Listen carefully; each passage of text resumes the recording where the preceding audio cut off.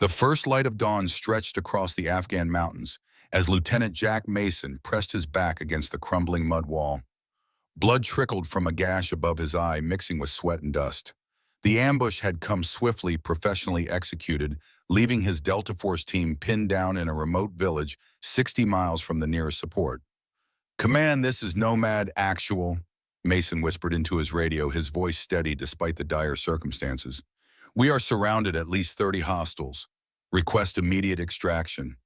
Static crackled through the headset before a response came. "Nomad Actual, this is Command. Stand by." Mason exchanged glances with Sergeant Rodriguez, his second in command. Both men knew what stand by usually meant in these situations. They were on their own. 7,000 miles away in a windowless room beneath CIA headquarters in Langley, Virginia, Colonel William Harrison studied the satellite feed displaying thermal signatures of Mason's team surrounded by enemy combatants. At 58, Harrison's hair had turned silver, but his mind remained razor-sharp, honed by decades of special operations experience. "They're not going to make it without intervention," the junior analyst beside him stated, pointing at the encircling hostile forces. Harrison's weathered face revealed nothing as he reached for a secure phone. "Get me the director." His voice carried the weight of command, a man accustomed to making life-or-death decisions. After a brief conversation, he replaced the receiver and turned to his assistant. "Activate Phantom Protocol." The assistant's eyes widened. "Sir, that's not been used since Kabul '09, I know." Harrison's tone left no room for debate. "Make the call." 30 minutes later, the secure line in a remote Montana farmhouse rang 3 times before falling silent, then rang twice more. A pattern established years ago for emergencies only. Sarah Morgan set down her coffee mug and crossed the kitchen, her bare feet silent on the wooden floor. She lifted the receiver without speaking. "The Eagle has fallen." Harrison's voice came through. "We need you in Langley. Now." For a moment, Sarah said nothing. At 34, she'd spent the past 3 years attempting to forget her previous life to become the person she appeared to be.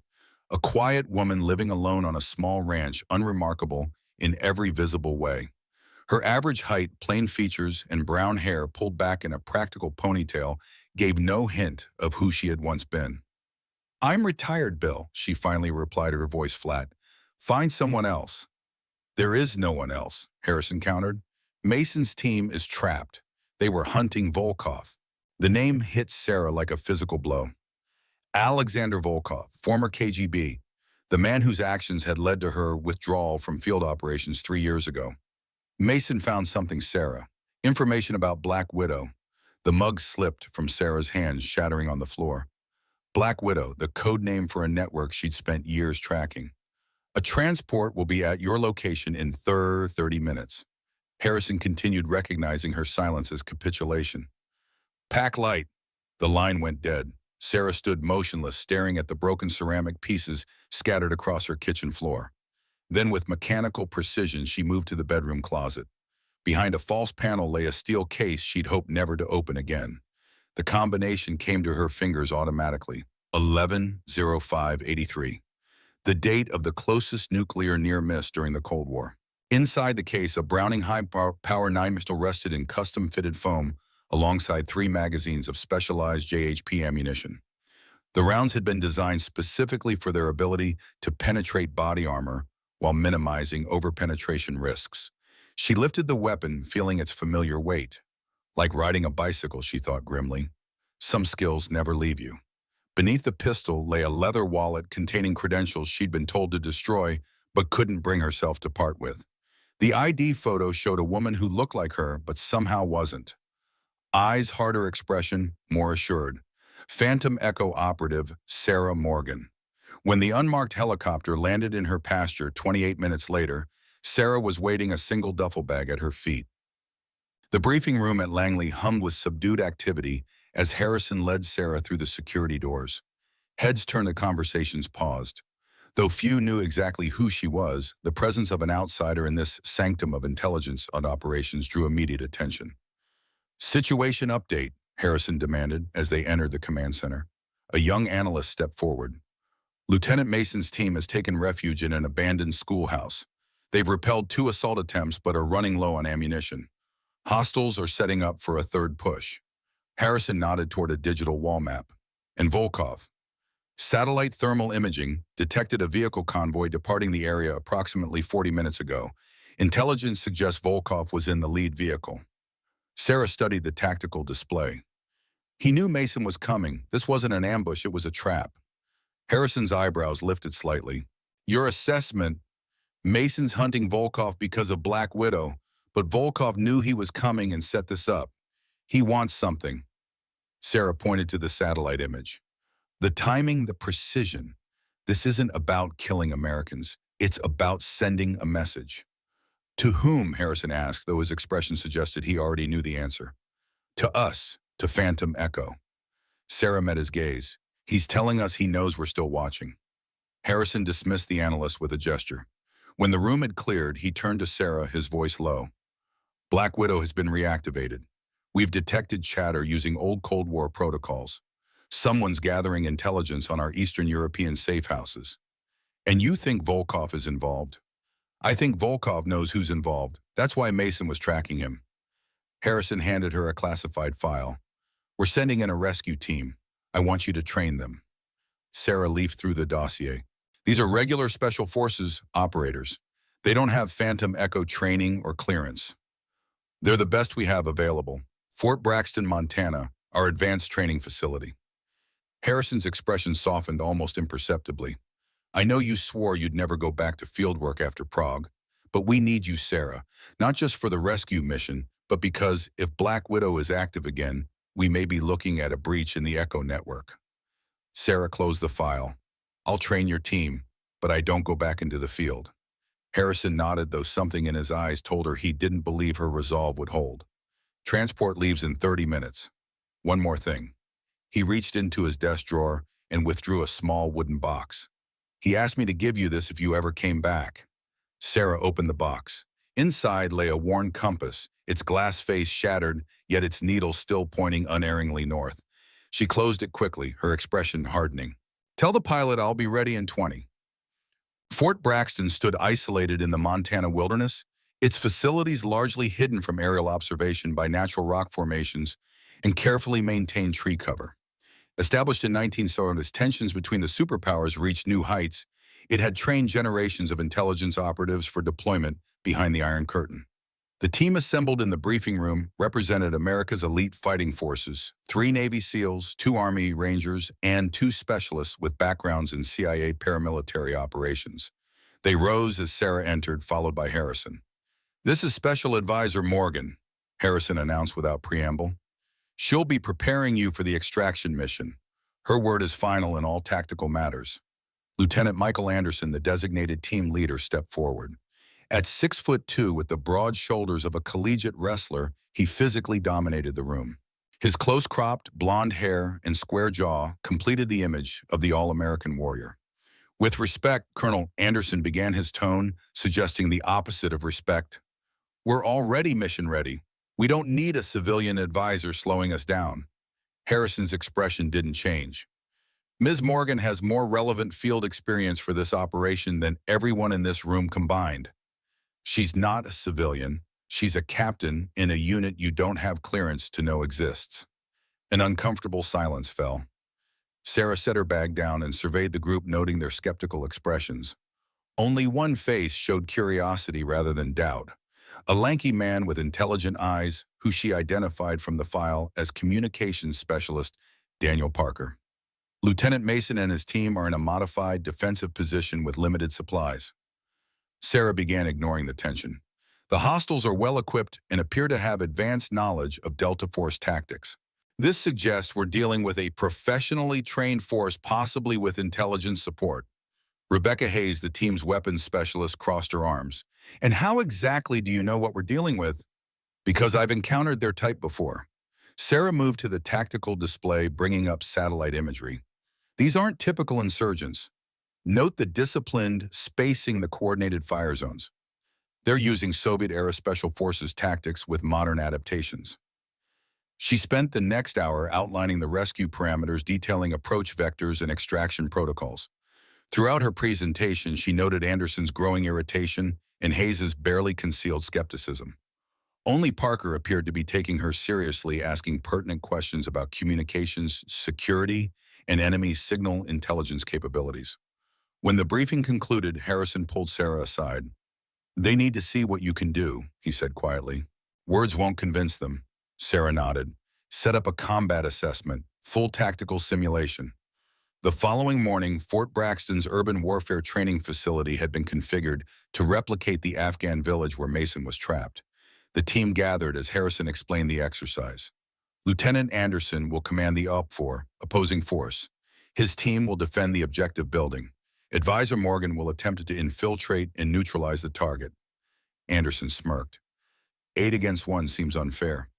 "Adjust the odds however you see fit, Lieutenant," Harrison replied evenly. "We'll manage." Anderson turned to his team. "Defensive positions, full tactical loadout. Let's show our advisor how real operators work." As the team dispersed to prepare, Sarah approached the equipment rack. She selected a KA-bar combat knife, an H&K USP handgun with suppressor, and an AN-PVS-14 night vision monocular. No rifle, no body armor, minimal gear. Hayes noticed her selections and scoffed. "That's all you're taking." "It's all I need." Sarah checked the pistol's action with practiced efficiency. Anderson, overhearing, laughed. "Maybe you should wait for backup, Teach. This isn't a classroom exercise." Sarah didn't respond, merely finishing her preparations as the team departed for their defensive positions. Harrison approached, concern evident in his expression. "They're good, Sarah. Some of the best." "I know." She secured the knife to her ankle sheath. "That's why this needs to happen." The simulation began with Sarah positioned 300 meters from the objective building. The rules were simple. She had 30 minutes to reach and eliminate the primary target, a mannequin in the central building, without being killed by the defending team. If spotted, defenders could mark her with training rounds that left bright paint splotches on impact. Sarah disappeared into the mock village before the starting siren finished sounding. Rather than approaching from the expected directions, she immediately entered the drainage system that ran beneath the training grounds. The confined space would have been challenging for someone of Anderson's size, but Sarah moved through it with fluid efficiency. Emerging 3 minutes later, behind the defensive perimeter, she observed the team's deployment. Anderson had positioned his people well, covering all obvious approach vectors with overlapping fields of fire. 2 snipers occupied elevated positions, while the remainder established a defensive ring around the objective building. Instead of attempting to breach the perimeter directly, Sarah climbed the adjacent structure using minimal handholds with a grace that spoke of years of practice. From the rooftop, she studied the security system Anderson had established. Motion sensors covering the ground, approaches tripwires on the doors, and a rotation schedule for the sentries that changed every 4 minutes. She waited for the patrol pattern to create a momentary blind spot, then descended silently to ground level. Using a small mirror to check around corners, she avoided the first 2 sentries entirely. The third she approached from behind, placing her knife gently against his throat before he registered her presence. "You're down," she whispered. The defender, a hardened ranger, could only nod in stunned acknowledgement as Sarah moved past him. One by one, she neutralized the external defenders without firing a single shot. Each elimination was executed with such precision that the defenders had no opportunity to alert their teammates. When only Anderson and Hayes remained inside the objective building, Sarah accessed the roof through a maintenance hatch the team had neglected to secure. Inside, she could hear Anderson and Hayes discussing the unusual silence from their teammates. "Something's wrong," Hayes was saying. "Jackson and Mills should have reported in by now." "They're fine," Anderson replied, though uncertainty had crept into his voice. "She's probably still crawling through the dirt trying to find a way in." Sarah dropped silently from a ceiling panel directly behind Anderson. Before he could react, she pressed her pistol to the base of his skull. "Target eliminated," she announced calmly. Hayes spun, raising her weapon, but froze when she saw Anderson's situation. "You're both dead," Sarah stated matter-of-factly, "as is the rest of your team." The simulation ended with the blare of a horn. The full exercise had taken 7 minutes and 38 seconds, less than half the previous record for the course. In the debriefing room, the team watched footage from the training ground security cameras in stunned silence. Sarah moved through the course like a ghost, her movements economical, precise, and lethal. Most shocking was her takedown of Anderson, a man with a distinguished combat record who never heard her approach. "The problem," Sarah explained as the footage concluded, wasn't your tactics. Your defensive setup was textbook perfect, but you were defending against conventional special forces methodology. She turned to Anderson. The hostiles holding Lieutenant Mason have trained specifically to counter our standard operating procedures. We need to adapt accordingly. Anderson's expression had transformed from skepticism to grudging reassessment. Where did you learn to move like that? That's classified, Harrison interjected before Sarah could respond. What matters is that Advisor Morgan possesses the skills this mission requires. I suggest you all pay close attention to what she has to teach you. The training intensified over the next 3 days. Sarah drilled the team in modified infiltration techniques, communication protocols, and close-quarters combat methods unfamiliar to even these elite operators. She demonstrated approaches that seemed to defy conventional tactical wisdom, yet proved devastatingly effective in practice. During a session on Soviet counterintelligence methods, Sarah detailed KGB protocols with such precision that Parker raised his hand. How do you know these specifics? Some of this isn't in any field manual I've ever seen. Sarah hesitated, aware she'd revealed more than intended. Experience, she answered simply, but the slip hadn't gone unnoticed. Later that evening, Parker approached her as she reviewed satellite imagery in the command center. I checked your service record, he said without preamble, or tried to. Most of it's redacted beyond recognition. Sarah looked up, her expression neutral. You shouldn't have access to my file at all. I don't, not officially. Parker shrugged. But I'm good with computers and I was curious. Your missions are classified higher than anything I've ever seen, and I've worked some sensitive operations. Curiosity can be dangerous in our line of work, Specialist Parker. So can going into a situation blind. He leaned against the doorframe. The team respects you after that demonstration, but they're still in the dark. Anderson especially hates unknowns. Sarah considered him carefully. Some things are classified for a reason. Focus on the mission parameters. That's all you need to know. Parker nodded, though his expression suggested he remained unconvinced. As he turned to leave, he added, Hayes has been watching you, by the way, more than the others. Thought you should know. After Parker left, Sarah accessed the secure terminal and reviewed Hayes' file more thoroughly. Her background checked out.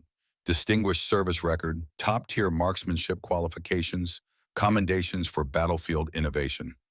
Nothing suspicious, which made Sarah all the more wary. That night, unable to sleep, Sarah made her way to the facility's shooting range. The hour was late, the building deserted. She set up a complex target scenario and drew her Browning executing a series of drills that were decidedly not standard military protocol. The movements combined elements of several martial disciplines with modifications developed specifically for Phantom Echo operatives. She was so focused that she almost missed the soft click of the door opening behind her.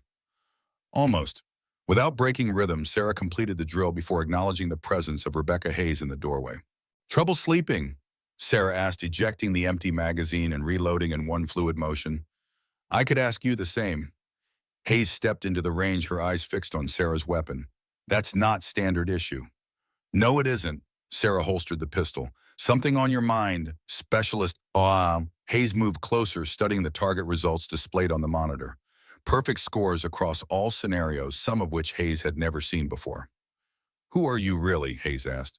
Nobody moves like you did in that simulation. Nobody shoots like this. She gestured to the display. Not regular military, not even special forces. As the colonel said, that's classified. Hayes' expression hardened. We're going into a hot zone to extract Delta operators. My team deserves to know who's leading them. I'm not leading you. Lieutenant Anderson is. I'm advising. Bullshit. Hayes stepped closer. Harrison treats you like you're in charge, and after that demonstration, even Anderson's deferring to your judgment. What unit are you with? What's Phantom Protocol? Sarah met her gaze steadily. You are asking questions above your clearance level. Is it about Volkov? Hayes pressed. I heard Harrison mention the name. Russian intelligence, right? What's your connection? The directness of the question raised Sarah's internal alarms. Hayes was fishing for specific information in a manner that suggested more than casual curiosity. Get some sleep, Specialist. We deploy in 18 hours. Sarah turned away, a deliberate dismissal. Hayes lingered for a moment before departing, her footsteps fading down the corridor. Sarah waited 30 seconds, then moved to the security terminal and reviewed the camera footage. Hayes didn't return to the barracks. Instead, she made her way to the administrative wing where Harrison's office was located. Sarah immediately contacted Harrison on the secure line. "We may have a problem. Hayes is showing unusual interest in Phantom Echo and Volkov specifically." "Understood. I'll increase monitoring. In the meantime, accelerate the team's preparation. The situation in Afghanistan is deteriorating. Mason's team repelled another assault, but they're critically low on supplies." The following morning brought the final phase of pre-mission training, the obstacle course designed to simulate the challenging terrain surrounding the objective in Afghanistan. The team would need to navigate steep inclines, narrow passages, and unstable surfaces while maintaining tactical awareness. Anderson, determined to reassert his authority, had modified the course to include several particularly hazardous elements. His gaze followed Sarah as she approached the starting line. "We've adjusted the difficulty to match actual field conditions," he announced. "It's considerably more challenging than standard qualifying runs." Sarah nodded, recognizing the implied challenge. Realistic conditions are essential for proper preparation. The team ran the course in sequence, each member demonstrating the elite physical conditioning expected of special operators. When Sarah's turn came, Anderson called out, "Try not to hurt yourself, advisor. We need you in one piece for the mission briefing." Several team members chuckled, but Parker frowned at the transparent attempt to undermine her authority. Sarah approached the course methodically, analyzing the modifications Anderson had implemented. The adjustments were subtle but significant. Handholds loosened surfaces, made slippery drop distances increased beyond safety parameters. It wasn't just challenging, it was deliberately dangerous. Nevertheless, she began the course with the same measured precision she brought to all physical tasks. Where others had relied on upper body strength to overcome obstacles, Sarah used momentum and balance, conserving energy while maintaining speed.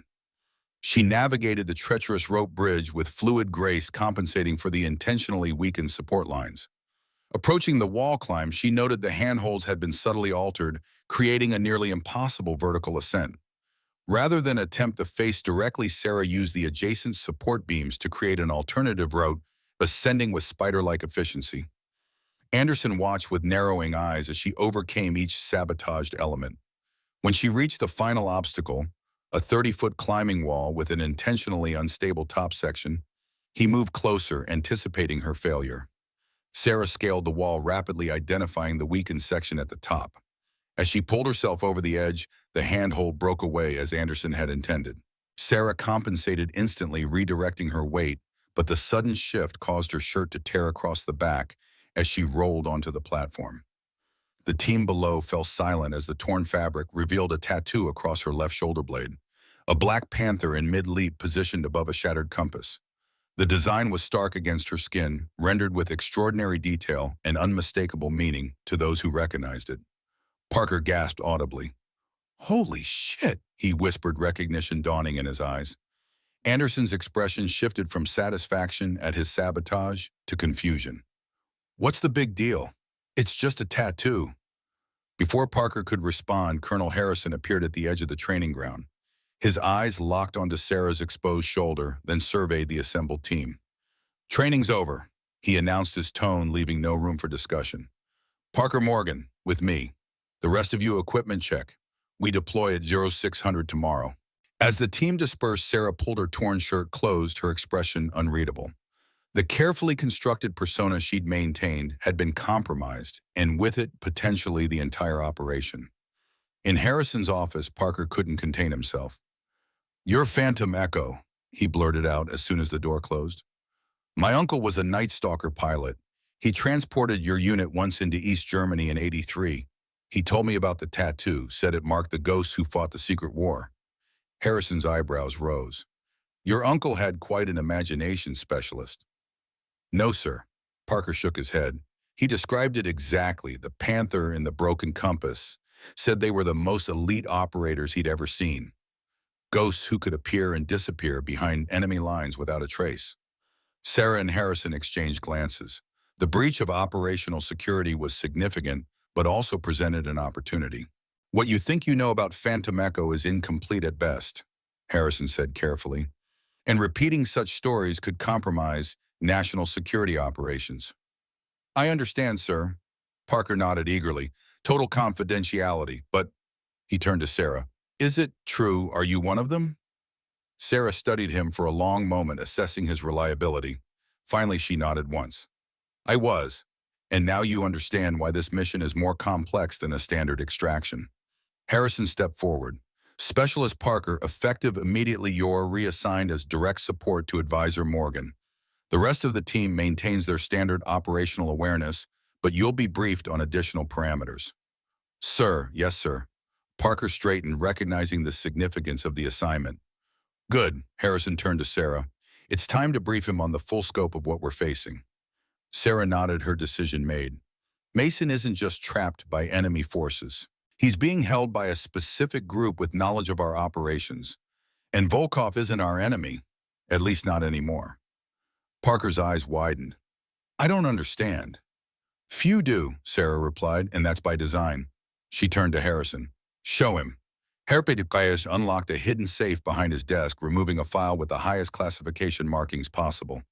What I'm about to show you exists beyond normal security clearances. Officially, this information doesn't exist. He spread photographs on the desk, surveillance images of Sarah meeting with a tall, severe-looking man with steel gray hair. Alexander Volkov, Harrison explained, former KGB, later FSB, and for the past 15 years a critical liaison in a network that operates outside the normal chains of command. Parker studied the images. I don't understand. He's Russian intelligence, and we're working with him. Not we, as in the United States government, Sarah clarified. A separate network established during the Cold War by operatives who recognized that the superpower conflict could lead to nuclear annihilation. Phantom Echo, Parker whispered. Phantom Echo was the operational unit, Harrison corrected. The network is broader. Scientists, intelligence officers, military personnel from both sides who share information to prevent catastrophic escalation. Parker struggled to process this revelation. So, Lieutenant Mason.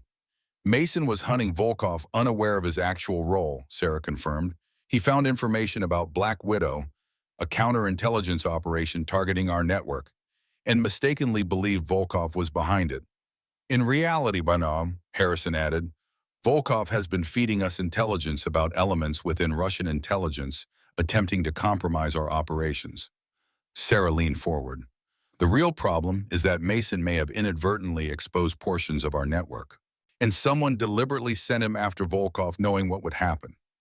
Someone with access to classified intelligence, Parker realized. Someone inside. Exactly. Sarah's expression was grim. Mason needs extraction, not just because he's in danger, but because what he knows could compromise 2 decades of work preventing nuclear conflict. And you think someone on our team might be involved? Parker asked, comprehension dawning. We can't rule it out, Harrison confirmed. Hayes's unusual interest in specific classified details raises concerns. Sarah closed the file. Tomorrow we execute the extraction mission as planned, but you and I will have a secondary objective. Identify any potential compromise within the team while securing Mason. Parker nodded, the weight of this responsibility evident in his expression. I won't let you down. See that you don't, Harrison said firmly. The stakes are considerably higher than a standard rescue operation. As they left the office, Parker glanced at Sarah's shoulder, where the torn shirt still revealed a portion of the panther tattoo. My uncle said the operatives with that mark were the best he'd ever seen. Said they moved like shadows and thought 3 steps ahead of everyone else. Sarah's expression softened slightly. Your uncle sounds like a good man. When this is over, I'd like to know his name. There aren't many who remember us. Fewer still who know you still exist, Parker added, and we need to keep it that way. Sarah's eyes hardened again. Get some rest, specialist. Tomorrow we'll test everything you think you know about warfare. As Parker departed, Harrison turned to Sarah. There's one more thing you should know. General Mitchell is arriving tonight to oversee the operation personally. Sarah froze. Robert is coming here. Why wasn't I informed? Direct order from the director. The situation has been elevated to the highest levels. This complicates things, Sarah said, her voice tight with unexpected emotion. I know. Harrison's tone softened. Your marriage was never officially dissolved in our records. As far as the agency is concerned, General Mitchell is still your husband. On paper only, Sarah replied sharply. We haven't spoken in 3 years. Nevertheless, he's been briefed on your involvement in the Phantom Protocol activation. He'll be here at 2100 hours. Sarah nodded curtly and left the office, her mind racing with implications. Robert Mitchell, her estranged husband and the current commander of Special Operations Command, had avoided all contact since her withdrawal from field operations after the Prague incident. His sudden involvement suggested the situation was even more critical than Harrison had indicated. In her quarters, Sarah removed the torn shirt and studied her reflection in the mirror. The panther tattoo seemed to move in the dim light, a permanent reminder of oaths taken and promises made. She traced its outline with her fingertips, remembering the day James Hunter Reynolds had marked her as one of his own, inducting her into the shadow world of Phantom Echo. Once marked, always vigilant, she murmured, recalling Reynolds's words. The old man had seen something in her that she hadn't recognized in herself, an ability to operate in the gray spaces where traditional patriotism gave way to a broader loyalty to humanity itself. Now that world she'd left behind was pulling her back in. Mason trapped Volkov, exposed Black Widow, reactivated, and Robert returning to her life. All connected by invisible threads she was only beginning to unravel. Sarah opened her duffel bag and removed a secure satellite phone, unlike any standard military issue. Its technology was advanced beyond even what the CIA currently deployed. She dialed a number from memory, waited through 6 rings, then hung up and redialed. A gruff voice answered. The eagle soars at midnight, but the owl sees his path, Sarah responded, completing the authentication sequence. Morgan, the voice softened slightly.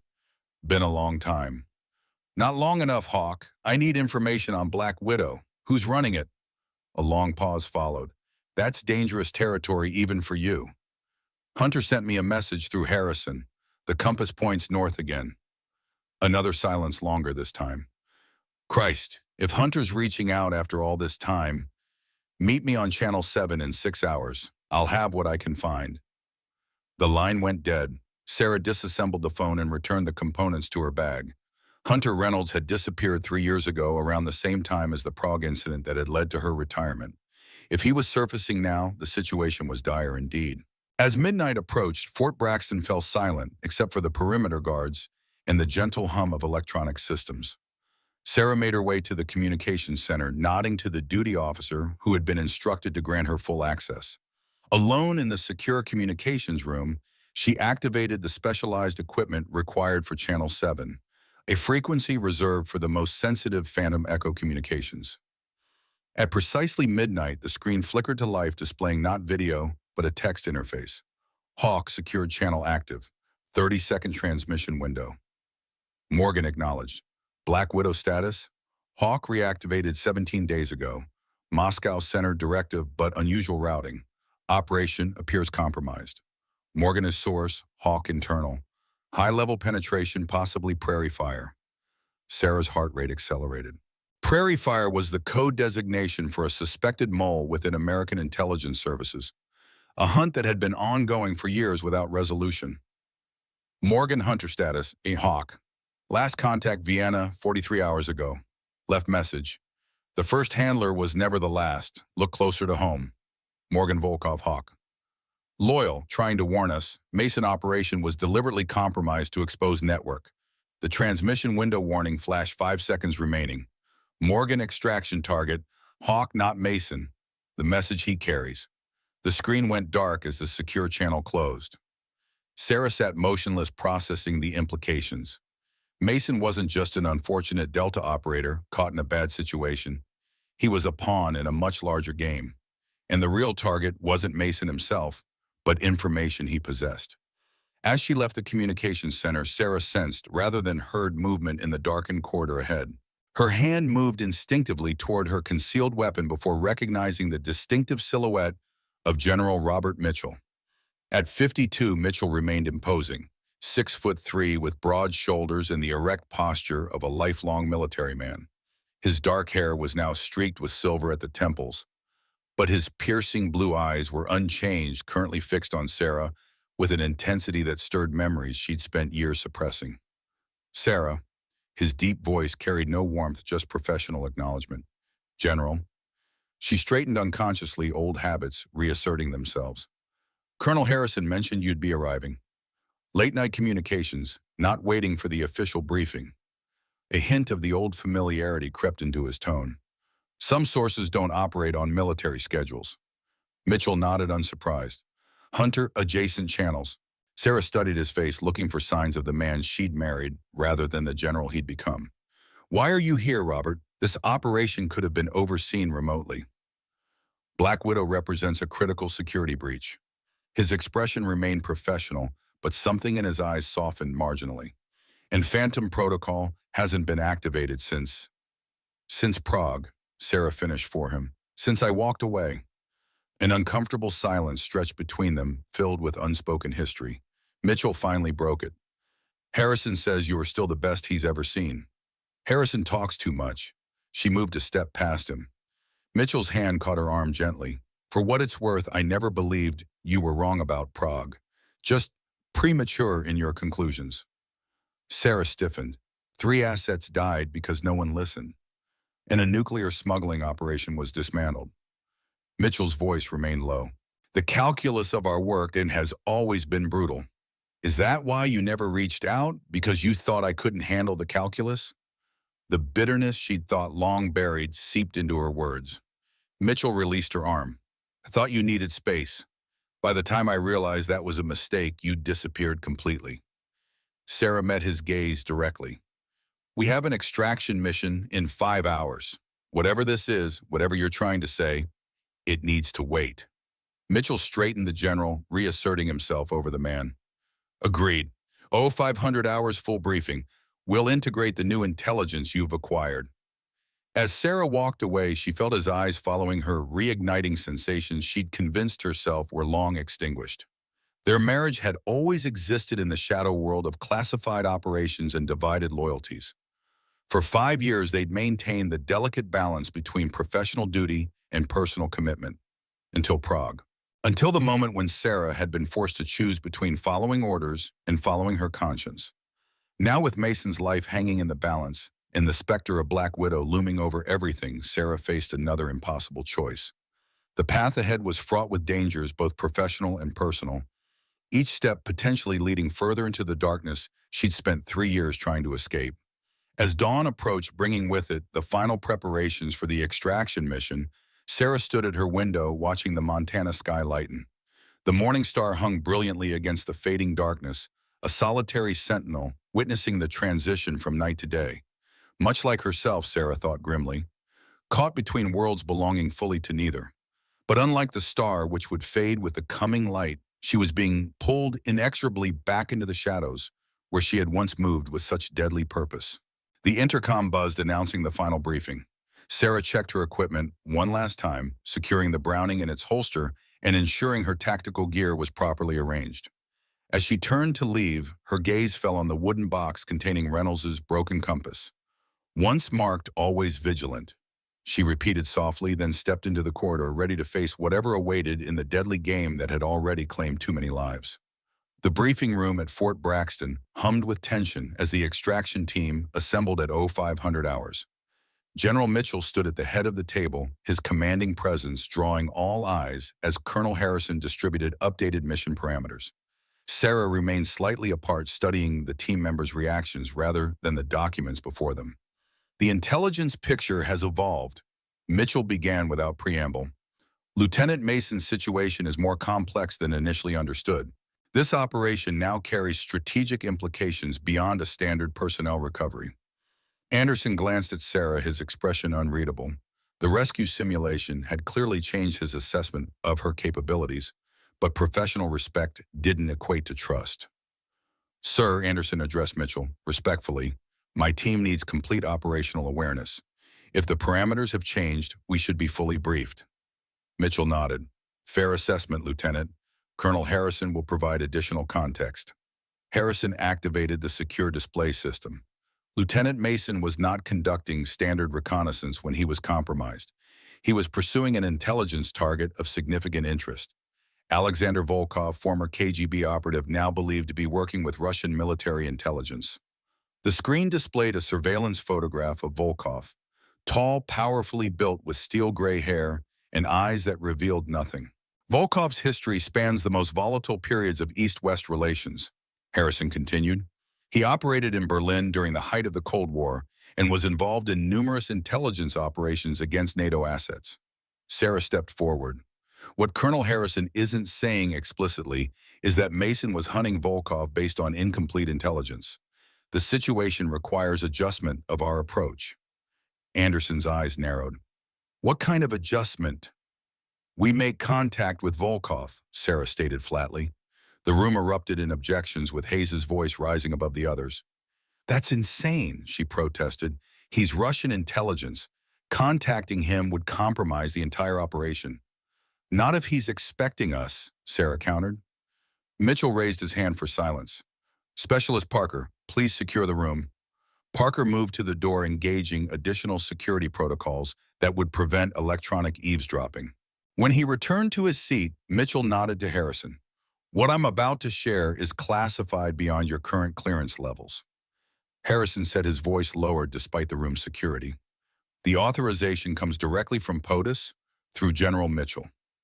He brought up a new display, a complex network diagram showing connections between various intelligence agencies, scientific institutions, and military commands across national boundaries. Phantom Echo, Harrison stated, the name landing heavily in the silence. Established in 1968 as a black operations unit operating outside standard command structures with a single mission: prevent nuclear conflict between superpowers regardless of political considerations. Sarah watched the team's reactions closely. Anderson's surprise seemed genuine, as did most of the others. Hayes, however, displayed the carefully controlled non-reaction of someone who already possessed this information.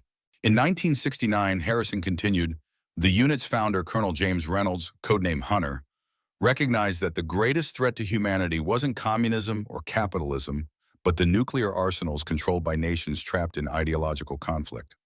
Sarah took over the briefing. Reynolds established a network of like-minded individuals on both sides of the Iron Curtain, scientists who understood the true destructive potential of nuclear weapons, intelligence officers who saw beyond national rivalries, military personnel who recognized that following orders could lead to global annihilation. You're talking about treason, Hayes interjected, her voice carefully modulated to convey appropriate shock. I'm talking about survival, Sarah replied evenly. During the Cold War, we came closer to nuclear exchange than the public ever knew. September 26, 1983, Soviet early warning systems falsely detected 5 incoming American ICBMs. Protocol demanded immediate retaliatory launch. The Petrov incident, Parker murmured, earning surprised looks from his teammates. Sarah nodded. Lieutenant Colonel Stanislav Petrov, the duty officer that night, violated protocol and reported the alert as a system malfunction rather than an actual attack. He was right. It was a satellite error. His decision against standing orders prevented a nuclear response that would have triggered American countermeasures.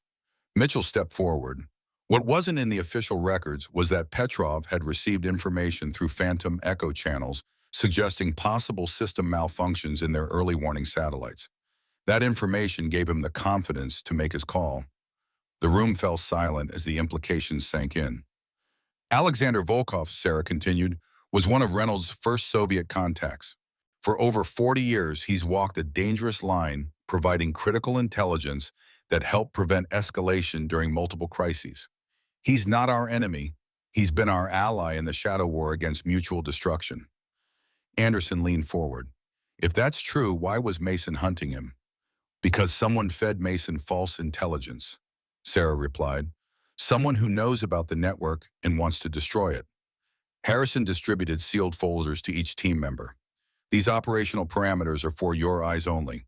Memorize and destroy before deployment. Lieutenant Mason inadvertently exposed portions of the Phantom Echo network while pursuing Volkov. Both men are now targets of hardline elements within Russian intelligence who oppose any cooperation with the West. Our mission, Mitchell added, is to extract Mason, secure the intelligence he's carrying, and if possible, establish contact with Volkov to determine who compromised the operation. With respect, sir, Hayes said, her voice tight with controlled emotion, Are we certain this network isn't itself a Russian intelligence operation? Working with foreign agents outside official channels, it sounds like the perfect cover for espionage. Sarah observed Hayes carefully. The question was precisely calibrated, reasonable enough to appear legitimate while seeding doubt about Phantom Echo's legitimacy. The network has been vetted at the highest levels, Mitchell replied firmly. Its operations have saved countless lives over 5 decades. As the briefing continued with tactical details, Sarah positioned herself to watch Hayes without being obvious. The weapons specialist maintained a professional demeanor, asking appropriate questions about armaments and extraction protocols, but Sarah noted the slight tension in her shoulders, the carefully controlled breathing pattern of someone under stress. When the briefing concluded, the team dispersed to make final preparations. Sarah signaled Parker to follow her to a secure communications area. "Hayes is our problem," she said once they were alone. Her questions were too precise, too focused on aspects of the network that weren't emphasized in the briefing. Parker nodded. "I noticed that too," and she seemed unsurprised by the Phantom Echo revelation, like she was expecting it. "I need you to do something." Sarah handed him a small device disguised as a standard tactical radio component. "This is a KL-43 recording module, latest CIA tech. It looks like a normal comm unit but captures all electronic transmissions within 20 meters. Install it in Hayes' equipment before departure." "That's not exactly by the book," Parker said hesitantly. "Nothing about this operation is by the book. If Hayes is compromised, she could get us all killed." Sarah's expression softened slightly. "I understand your reservations, specialist. But this isn't about breaking rules, it's about preventing a catastrophe." Parker studied the device, then nodded. "I'll handle it." After Parker left, Sarah made her way to the armory where Mitchell was inspecting equipment. He looked up as she approached, a ghost of familiarity passing across his features before his professional mask returned. "Hayes," he asked quietly. "Possibly. Parker's placing surveillance." Sarah checked her Browning field, stripping the weapon with practiced efficiency. "What do we know about her background?" "Exemplary service record. Distinguished marksmanship commendations. Father was career military, mother from a diplomatic family. Nothing suspicious on paper." "The best ones never show anything on paper." Sarah reassembled the pistol. "I need to know more about Mason's intelligence on Volkov. What exactly did he find?" Mitchell glanced around to ensure they were alone. "Documents suggesting Phantom Echo was compromised years ago. Communications between Reynolds and Soviet handlers dating back to 1971. Sarah's hands stilled. "Fabricated, possibly, or selectively edited to change context." Mitchell lowered his voice further. "Reynolds did meet with KGB officials in Vienna in 1985. That's confirmed by our own surveillance at the time." "Hunter always operated in gray areas," Sarah conceded, "but selling out the network never." "People change, Sarah, especially in our world." Mitchell's expression darkened. "Reynolds disappeared 3 years ago, right after Prague. No contact, no trace. Even his emergency protocols went dark." "Until now," Sarah replied. "He's resurfaced, sending messages through old channels." Mitchell's eyes sharpened. "You've had contact?" "Not directly, but he's activated old assets, warning about Black Widow and a high-level penetration of our intelligence community." "Why wasn't I informed immediately?" Sarah met his gaze steadily. "Because we don't know who to trust anymore, even at your level." The accusation hung between them, neither quite willing to address the fracture in trust that had begun in Prague and widened into an unbridgeable chasm over the subsequent years. "We deploy in 90 minutes, Mitchell finally said. "Whatever's happening, Mason is the key. Get him out, get his intelligence, and then we'll determine our next steps." As Mitchell departed, Sarah completed her equipment check, thinking about the broken compass in her quarters. Hunter's gift and the symbol replicated in her tattoo. A compass with shattered glass, but a needle that still found true north. An apt metaphor for Phantom Echo's operatives, damaged, but still functioning, still finding their way through moral darkness. The C-17 Globemaster III thundered through the night sky, its cavernous interior dimly lit as the extraction team made final preparations. They would halo jump into the mountains 20 kilometers from Mason's position, then proceed on foot to avoid detection by enemy surveillance. Sarah sat slightly apart from the others, reviewing satellite imagery on a secured tablet. The team's dynamic had shifted following the briefing, Anderson maintained a professional distance, but no longer displayed open skepticism. Hayes remained focused on equipment checks, occasionally glancing in Sarah's direction with carefully concealed interest. Parker approached carrying communication gear. "Everything's in place," he said quietly, taking the seat beside her. "The KL-43 is active and recording." Sarah nodded, then switched her tablet display to a topographical map of the region. "We'll face significant elevation changes approaching the target. The village is situated in a valley with limited ingress points, all likely under observation. Not exactly ideal for a stealth approach," Parker noted, "which is why we're not using the obvious routes." Sarah enlarged a section of the map. "There's an old Soviet-era tunnel system beneath the eastern ridge.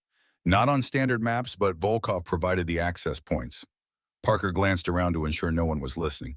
"You trust his intelligence?" "I trust that he wants to stay alive. These hardliners want him eliminated as much as they want Mason." Sarah lowered her voice further. "There's something else." Volkov indicated Mason is being held separately from his team. "They've been isolated in different structures throughout the village." "Divide and complicate the extraction," Parker surmised. "Smart tactical move. Too smart for standard insurgents." Sarah's expression hardened. "This operation has professional fingerprints all over it." The aircraft's red warning light illuminated, signaling 30 minutes to the drop zone. The team gathered for final instructions, Anderson taking the lead as mission commander. "We drop here," he indicated on the tactical display. "Proceed east along the ridgeline to approach the target from the least defended vector. Stealth is priority. No engagement unless absolutely necessary. Primary objective is package recovery. Secondary is intelligence acquisition." Hayes adjusted her weapon, a customized M4 with advanced optics. "Rules of engagement for hostiles." "Standard protocols," Anderson replied. "Lethal force authorized only when necessary for mission success or team protection." The team dispersed to don their oxygen masks and make final equipment checks. Sarah felt Mitchell's presence before she saw him approaching from the aircraft's command section. "Hunter's compass," he said quietly, standing beside her. "You still have it?" Sarah nodded. "Always. And when he gave it to me in '75, he said something I never forgot." Mitchell's voice took on a reflective quality rarely displayed in professional settings. "The problem with compasses is they only show direction, not destination. The hardest part of any journey is knowing when you've arrived." "You never told me he gave you one too," Sarah said, surprised. "Some secrets we keep even from those closest to us." Mitchell checked his watch. "Wheels up in 10. The QRF will be on standby at Bagram if things go sideways." "They won't," Sarah replied with quiet confidence. "This is what Phantom Echo was designed for." As Mitchell returned to the command section, Sarah completed her equipment check. The familiar ritual calmed her mind, focusing her thoughts on the mission parameters rather than the emotional undertow threatening to distract her.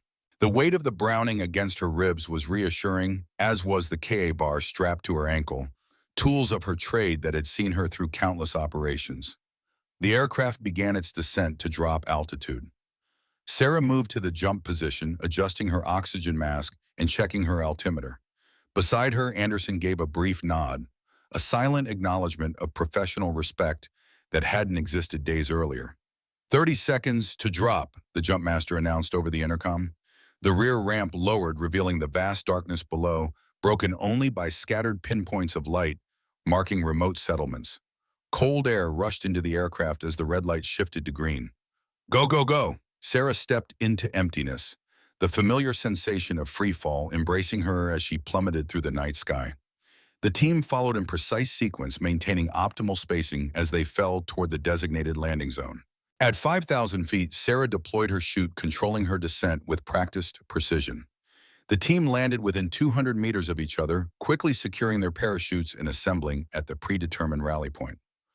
"Comms check," Anderson whispered into his throat microphone. Each team member acknowledged in sequence.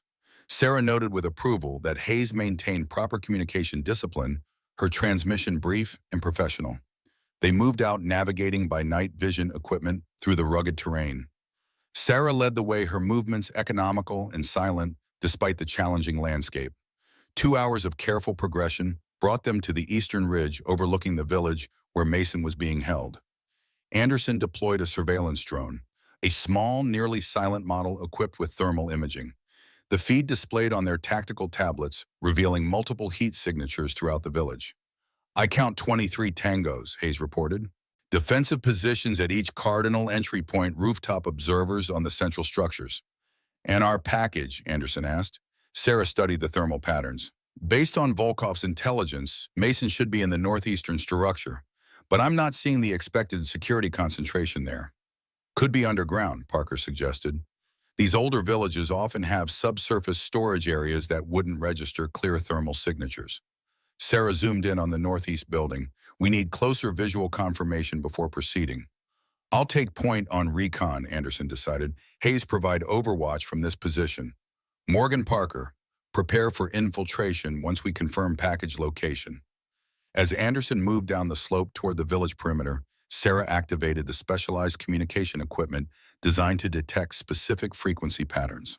If Volkov was monitoring the situation as promised, he would transmit on a predetermined channel when American forces were detected. Within minutes, her receiver registered a brief encrypted burst transmission. Decoding revealed coordinates in a single phrase. The eagle nests underground, western access point marked with red stone. Sarah relayed the information to Anderson, who adjusted his approach accordingly. His voice came through the comm system moments later. Confirmed. Underground structure beneath the northeast building. Access point identified. 2 guards appears to be standard rotation pattern. Copy that, Sarah responded. Hold position. We proceed on my mark. She turned to Parker. Volkov's intelligence checks out, but something feels wrong. The security presence is too light for a high-value prisoner. Maybe they're not expecting a rescue attempt this soon, Parker suggested. Or they're expecting exactly that, and we're walking into another trap. Sarah made a decision. Change of plan. I'll approach from the tunnel system Volkov identified. If this is a setup, we need multiple ingress options. She transmitted the revised approach to Anderson, who acknowledged with professional brevity. Hayes's voice came through immediately after. Splitting the team reduces our effective force. Standard protocol advises against it. This isn't a standard situation, Sarah replied. Parker and I will access the tunnel system. You and Anderson maintain the original approach vector as planned. If either team encounters resistance beyond capacity, we abort and regroup. There was a brief pause before Anderson's voice returned. Confirmed. Proceed as advised. Radio check every 5 minutes. Sarah and Parker retreated from the ridge, circling to the eastern approach, where Volkov's intelligence indicated a concealed entrance to the tunnel system. They located it beneath a rock outcropping, a narrow passage that would have been virtually invisible without specific knowledge of its existence. Soviet-era construction, Parker noted as they entered, activating low-light illumination, probably built during their occupation in the 80s. The passage descended at a gentle slope, its walls reinforced with timber supports showing decades of age. Sarah moved cautiously, alert for booby traps or monitoring devices. The air grew increasingly stale as they progressed deeper into the earth. These tunnels should connect to a central hub beneath the village, Sarah explained quietly. From there, we can access multiple structures without surface exposure. They reached a junction where the tunnel branched in 3 directions. Sarah consulted the mental map she'd memorized from Volkov's intelligence, selecting the center passage. After another 100 meters, they encountered a rusted metal door. This should lead to the subsurface level of the northeast compound, Sarah whispered, examining the lock mechanism. Soviet security design still functional. She removed a specialized electronic bypass tool from her equipment and applied it to the locking mechanism. The device cycled through decryption sequences for 30 seconds before the lock disengaged with an audible click. Stay behind me, Sarah instructed, drawing her Browning. If Mason is here, he may not be alone. She eased the door open, revealing a dimly lit chamber that appeared to serve as a storage area. Shelves lined the walls, holding various supplies and equipment. A single guard sat at a table near another door, his attention focused on cleaning a disassembled AK-47. Sarah signaled to Parker, then moved with preternatural silence across the room. Before the guard registered her presence, she had him in a chokehold, applying precise pressure to the carotid arteries. Within seconds, he lost consciousness without making a sound. Secure him, she directed Parker, who quickly bound and gagged the unconscious man. Beyond the second door, they found a narrow corridor with 3 cell-like rooms. Two stood empty, but the third contained a figure slumped against the wall. Lieutenant Jack Mason, his uniform torn and bloodied, but very much alive. Mason's head snapped up as they entered, his eyes widening in recognition. "Morgan, what the hell, extraction team?" Sarah replied tersely, examining his restraints. "Are you injured?" "Nothing critical. Dehydrated couple of cracked ribs." Mason's voice was hoarse but strong. "My team. Different location in the village. Anderson's team is moving to secure them now." Sarah used a specialized cutting tool to remove his restraints. "Can you move under your own power?" Mason nodded, rising unsteadily to his feet. "They've been questioning me about Volkov. How I found him, what I know about his operation." Sarah exchanged glances with Parker. "What exactly did you find on Volkov, Tim?" "Files, communications between him and an American handler. Evidence of a decades-long intelligence operation outside official channels." Mason studied Sarah's face. "But you already know about that, don't you, Phantom Echo?" Before Sarah could respond, their communications crackled to life. "Contact, contact." Anderson's voice came through, accompanied by the unmistakable sound of gunfire. "Heavy resistance at the northeast approach. They were waiting for us." Sarah immediately activated her comm. "Fall back to secondary rally point. We have the package proceeding to tunnel extraction route." "Negative," Hayes' voice cut in. "We're pinned down, cannot disengage." Sarah made a rapid decision. "Parker, get Mason to the tunnel entrance. I'll provide assistance to Anderson's team." "That's not the mission protocol," Parker objected. "No one gets left behind." Sarah checked her weapon. "That is the protocol. Move now." As Parker led Mason toward the tunnel, Sarah accessed the building's main level through a different stairwell. The sounds of combat grew louder as she emerged into what appeared to be a small storage room. Through a window, she could see Anderson and his team pinned down behind a low stone wall, taking fire from multiple positions. Sarah quickly assessed the situation. The hostile forces had established a crossfire pattern, effectively trapping Anderson's team in a kill zone with limited cover. Direct intervention would be suicidal. She needed to create a diversion. Moving to an adjacent room, she located what she needed: containers of kerosene used for heating and cooking. She quickly prepared an improvised incendiary device using components from her equipment, then positioned herself at a window with a clear line of sight to the enemy's flank position. "Anderson," she transmitted. "On my mark, be prepared to fall back to the eastern alley. You'll have approximately 30 seconds of confusion." "Copy that," came the terse reply. Sarah launched the device toward the largest concentration of hostile fighters. The resulting explosion wasn't particularly powerful, but the spreading flames and smoke created the desired effect. As the enemy position erupted in chaos, she provided covering fire with precise shots that forced the remaining fighters to seek cover. "Move now," she commanded. Anderson led his team in a fighting retreat, laying down suppressive fire as they withdrew toward the positions Sarah had indicated. Hayes brought up the rear, displaying impressive marksmanship as she covered their retreat. Sarah maintained her firing position until the team reached relative safety, then prepared to withdraw herself. As she turned from the window, a sixth sense, the preternatural awareness that had kept her alive through countless operations, caused her to drop to the floor just as a burst of automatic fire shattered the window frame where her head had been moments before. Rolling to a defensive position behind a heavy wooden cabinet, she identified two hostile fighters entering from the corridor.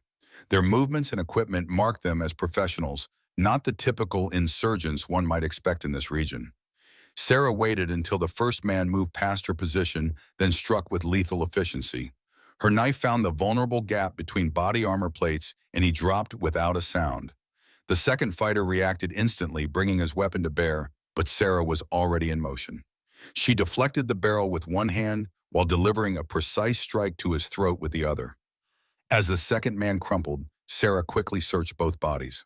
Their equipment was top-grade Russian military issue, not the mixed arsenal typical of local militants.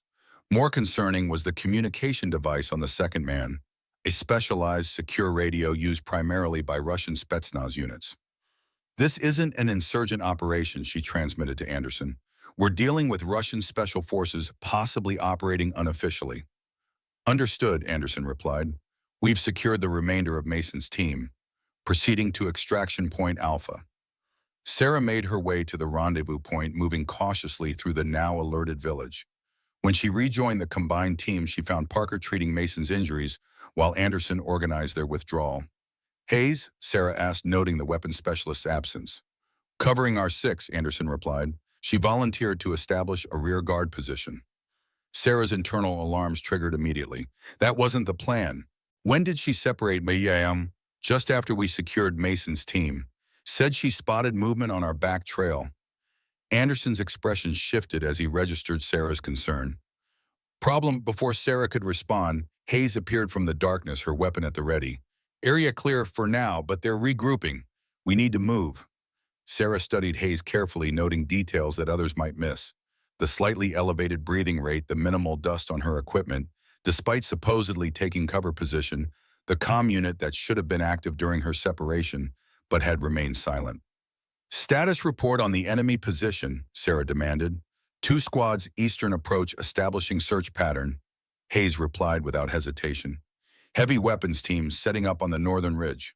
The information was plausible but unverifiable, exactly the kind of report that would justify immediate withdrawal along their planned route. Sarah made a quick decision. "Change of plan. We split into two teams. Anderson, you take Mason and his men through the primary extraction route. Parker and I will take Mason's intelligence package through the tunnel system as a redundancy measure." Hayes frowned. "The intelligence is secure with Mason. No need to separate it." "Mason doesn't have it," Sarah stated flatly, watching Hayes carefully. "It was secured separately as soon as we reached him. Standard Phantom Echo protocol." Hayes's expression flickered almost imperceptibly. Recognition of information she shouldn't possess. It was brief, but Sarah caught it. "Anderson, move out now," Sarah ordered. 20-minute head start, then we follow through the secondary route." Anderson hesitated only briefly before nodding. "Rendezvous at Extraction Point Bravo in 2 hours." As Anderson led his team away, Sarah turned to Hayes. "You and Parker will accompany me to retrieve the intelligence package." Hayes nodded, her composure perfect. "Lead the way." They returned to the tunnel entrance, Sarah maintaining a position that kept both Hayes and Parker in her field of vision. Once inside the relative security of the tunnel system, Sarah stopped at a junction point. "Parker, check the eastern passage for pursuit. Hayes and I will secure the package." As Parker moved away, Sarah turned to Hayes. "You know, the interesting thing about Phantom Echo protocols is that only people with direct access to the program would know them." Hayes maintained her professional demeanor. "Colonel Harrison briefed us on operational security measures." "No, he didn't." Sarah's voice hardened. "He specifically omitted those details from the briefing. And yet you recognized my reference immediately." Hayes's hand moved subtly toward her sidearm. "You're overthinking, Morgan. We're in hostile territory with Russian special forces hunting us. Paranoia gets people killed. So does betrayal." Sarah's Browning appeared in her hand, trained steadily on Hayes. "The KL-43 recorder in your equipment captured your transmission after we located Mason. Who are you reporting to?" For a moment, Hayes maintained her cover, then her expression changed, the professional mask dropping to reveal cold calculation. "You're making a mistake," she said, her voice taking on a harder edge. "You have no idea what you're involved in." "Enlighten me." Hayes's laugh was brittle. "Your precious Phantom Echo was compromised decades ago. Reynolds wasn't preventing nuclear war. He was selling American secrets to the Soviets, weakening our strategic position while pretending to save the world." "Convenient narrative," Sarah replied, "except it doesn't explain why hardline Russian operatives are trying to eliminate both Mason and Volkov." "Because Volkov is a double agent," Hayes countered. "He's been playing both sides from the beginning, part of a long-game KGB operation that survived the Soviet collapse." Sarah kept her weapon steady. "And your role in this?" "Patriot," Hayes stated firmly. "Working with elements in our intelligence community who recognized the threat years ago. Mason found proof of Reynolds' treason, communications meeting, records, evidence of classified information transfers to Moscow going back to 1971. Sarah's mind raced, processing this against what she knew of Hunter Reynolds. The man who had trained her, mentored her, shaped her into the operative she had become. Could Hayes be telling the truth? If that's true, Sarah said carefully, then why not bring it through official channels? Why the elaborate ambush of Mason? Because Phantom Echo has operatives at every level of our intelligence apparatus. The only way to expose the network was to operate outside normal protocols. Hayes's expression hardened. People like you, Morgan, so convinced of your righteousness that you never questioned whether you were serving the wrong master.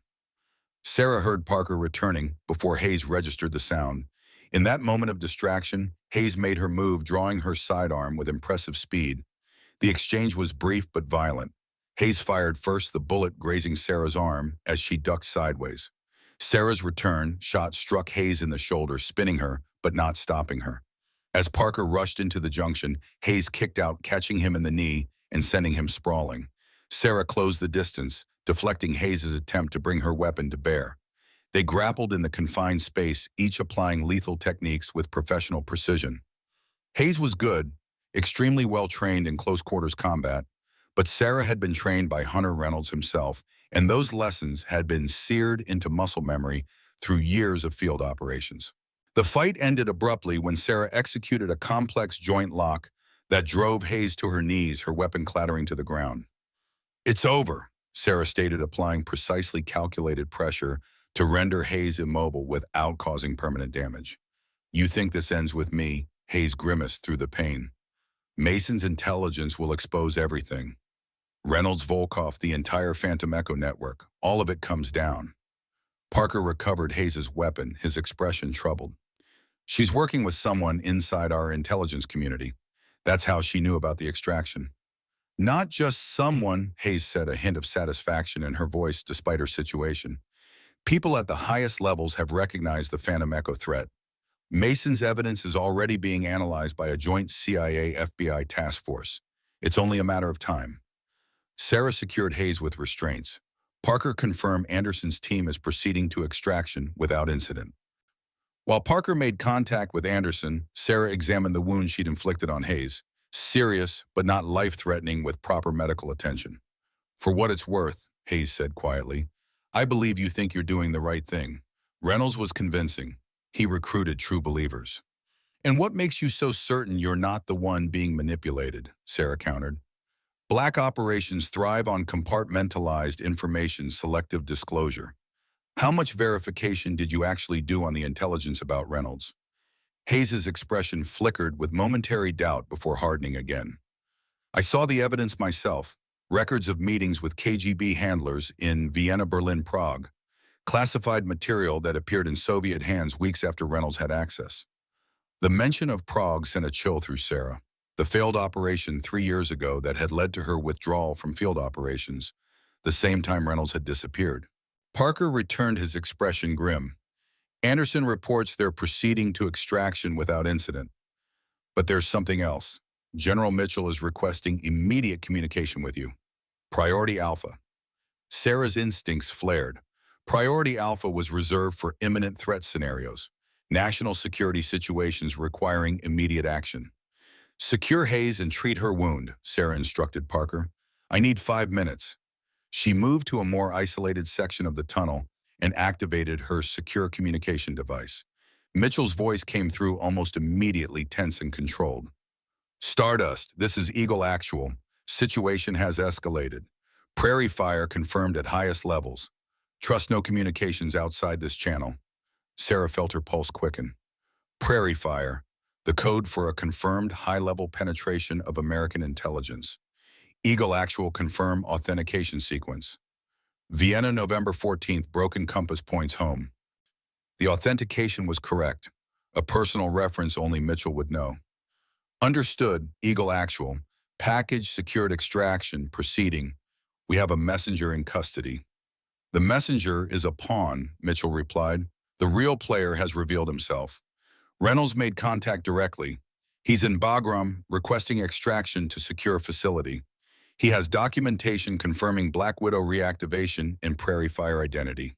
Sarah processed this development. Hunter is at Bagram. Arrived 6 hours ago through unofficial channels. His presence is being kept off all official records by direct presidential authorization. Mitchell's voice lowered further. He's asking for you, specifically Sarah. Says you're the only one he'll trust with the complete intelligence package. What about Mason's evidence? Incomplete and partially fabricated. Professional disinformation designed to discredit Reynolds and the network. Mitchell paused. There's more. The Prairie Fire penetration. It goes higher than we thought. Reynolds has identified a cabinet-level official as the primary compromise. The implications were staggering. A penetration at that level could potentially access the most sensitive national security information, including nuclear command and control protocols. Adjust extraction plan, Mitchell ordered. Once Anderson's team reaches the primary LZ, you and Parker proceed directly to secondary extraction point with Hayes in custody. I'll meet you at Bagram with Reynolds. Understood. Sarah hesitated, then added, Robert, if Reynolds is right about the penetration level, then we're facing the most significant intelligence crisis since the Cold War. Mitchell's voice remained steady, but Sarah detected the underlying tension. Be careful, Sarah. Trust no one until you reach Bagram. The communication ended, leaving Sarah with an unsettling mixture of hope and apprehension. Hunter Reynolds alive and present, with evidence that could expose a decades-long penetration of American intelligence. It seemed almost too perfect a resolution to the mystery that had haunted her since Prague. And yet something nagged at her intuition, the operative sixth sense that had saved her life countless times. The timing, the convenient appearance of Reynolds, just as Mason's evidence threatened to expose Phantom Echo. It felt orchestrated, too neat. She rejoined Parker. In the secured haze, her decision made. Change of plan. We proceed to secondary extraction point once Anderson's team is clear. And Hayes, Parker's asked, finishing the field dressing on the prisoner's shoulder. She comes with us. Her testimony could be crucial in sorting fact from fiction. Sarah checked her watch. We move in 10 minutes. Be ready. As Parker made final preparations, Sarah studied Hayes, who had maintained stoic silence during treatment. For what it's worth, Sarah said quietly, I believe you think you're serving your country, but in our world, certainty is a luxury we can rarely afford. Hayes met her gaze steadily.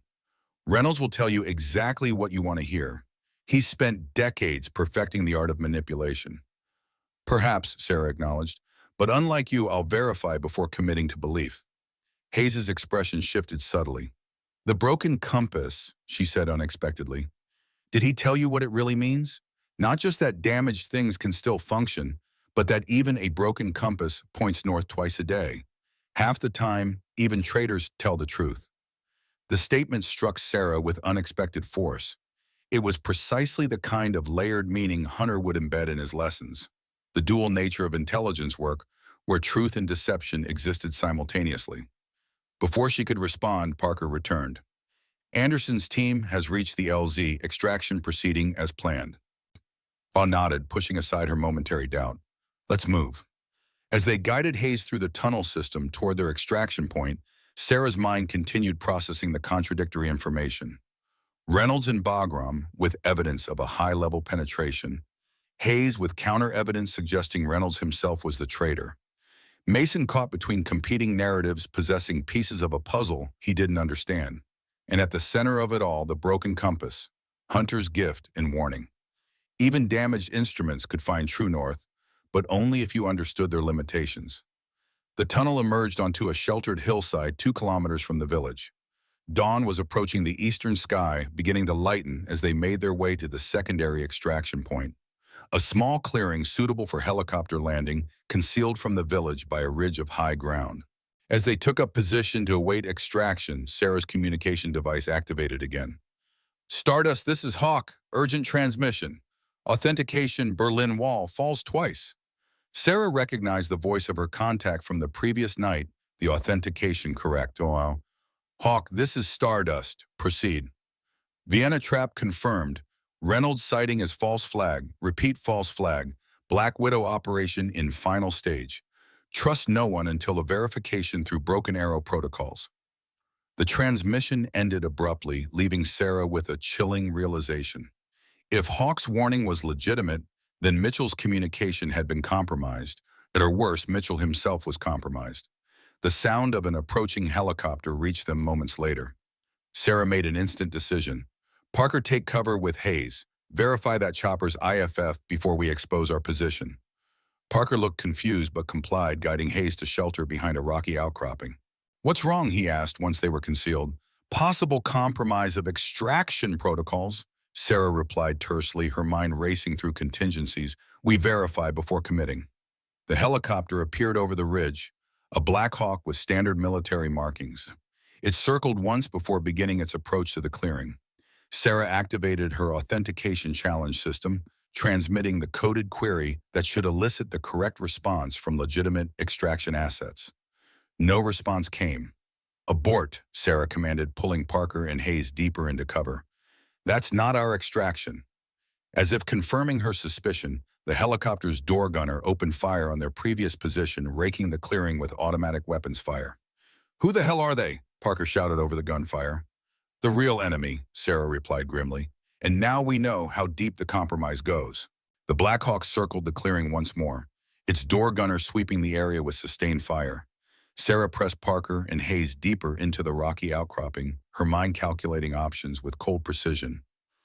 They're hunting us specifically, she said, checking her weapon. That's not a standard extraction team. How did they know our location? Parker asked, his voice steady despite the dire circumstances. Sarah's gaze shifted to Hayes. Your people, Hayes shook her head. Not mine. If it was, they wouldn't be shooting at me too.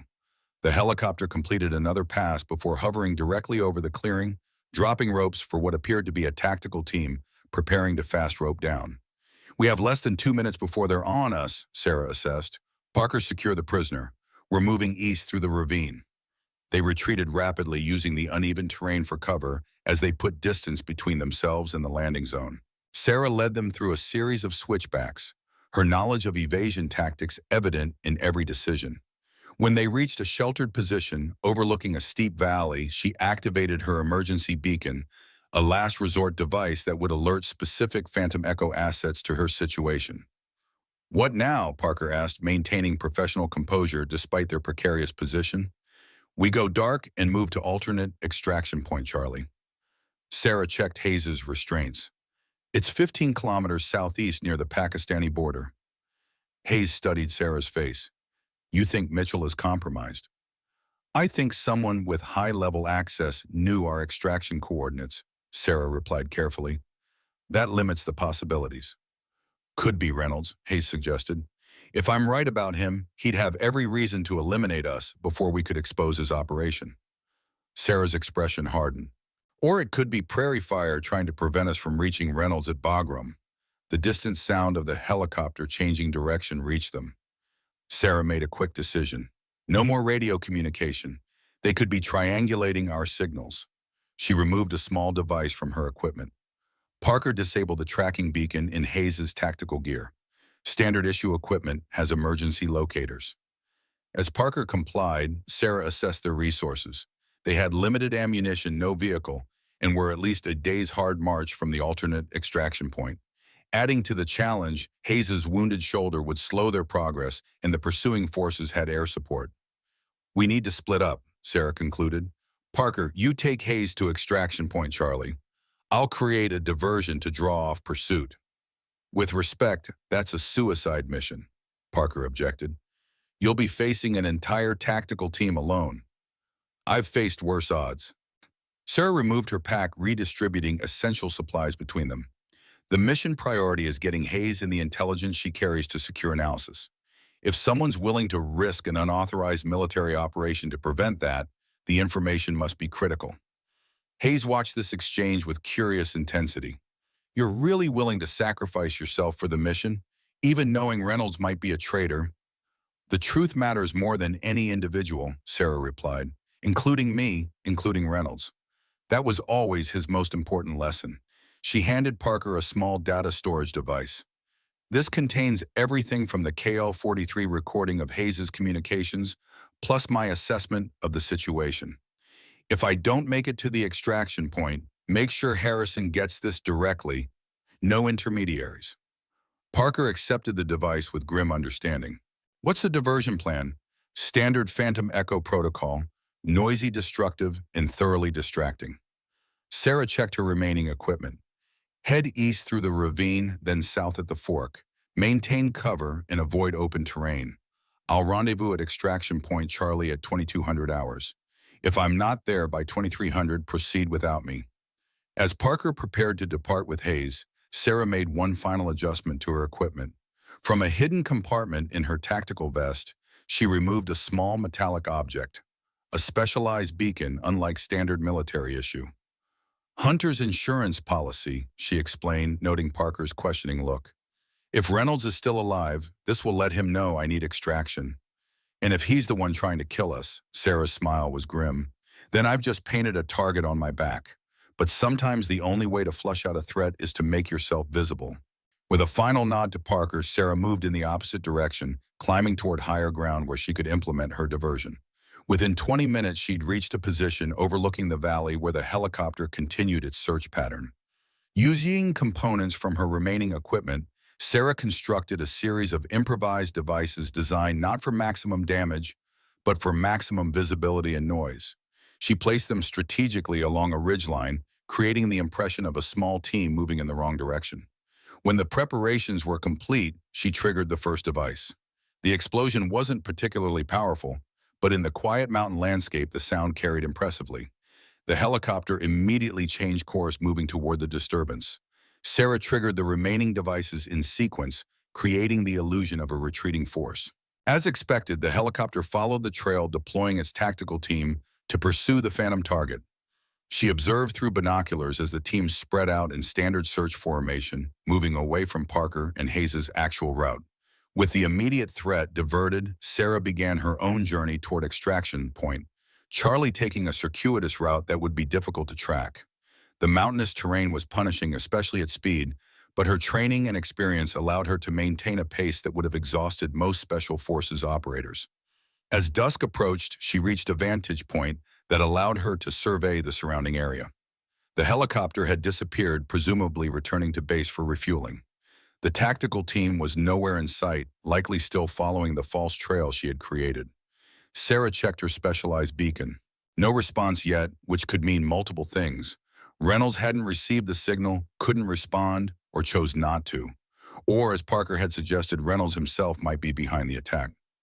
The sound of approaching aircraft drew her attention skyward. A small, unmarked transport plane circled overhead too high for normal visual identification.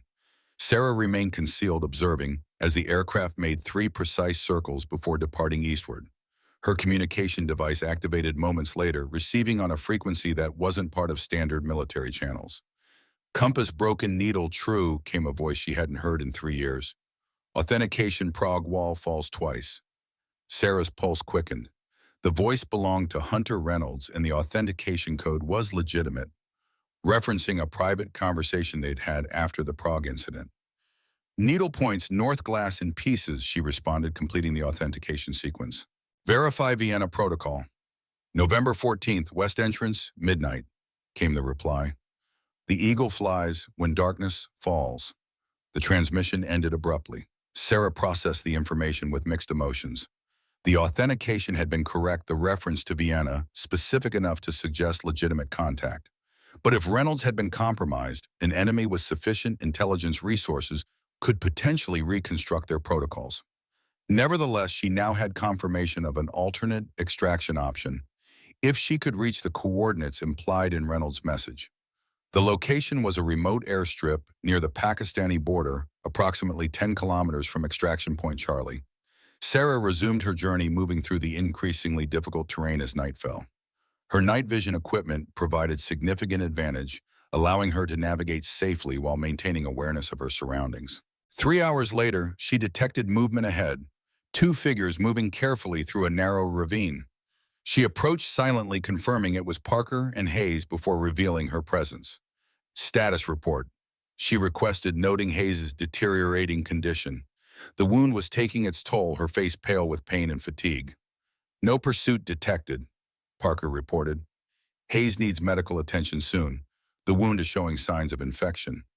Sarah checked Hayes' injury, applying fresh field dressing and administering antibiotics from her medical kit. "We're changing extraction plans." Reynolds made contact. "We have an alternate pickup point 8 kilometers southeast of Charlie." Hayes looked up sharply, despite her weakened state. "Reynolds contacted you directly. It's a trap." "Possibly," Sarah acknowledged, "but it's our best option right now. The primary extraction was compromised, and we can't be certain Charlie is still secure." They continued through the night, moving more slowly due to Hayes' condition. Sarah took point with Parker, supporting Hayes when necessary. By dawn, they had covered nearly 6 kilometers, putting them within striking distance of the coordinates Reynolds had provided. As they rested briefly in the shelter of a rocky overhang, Hayes' condition worsened. Her breathing had become labored, her skin clammy with sweat despite the cool morning air. The bullet fragmented, Sarah assessed after examining the wound again. There's likely internal bleeding. She needs proper medical care within hours. Parker checked his remaining supplies. I can try to stabilize her, but without surgical intervention. His voice trailed off, the implication clear. Hayes met Sarah's gaze, professional understanding passing between them despite their adversarial positions. My team will be looking for me, Hayes said weakly.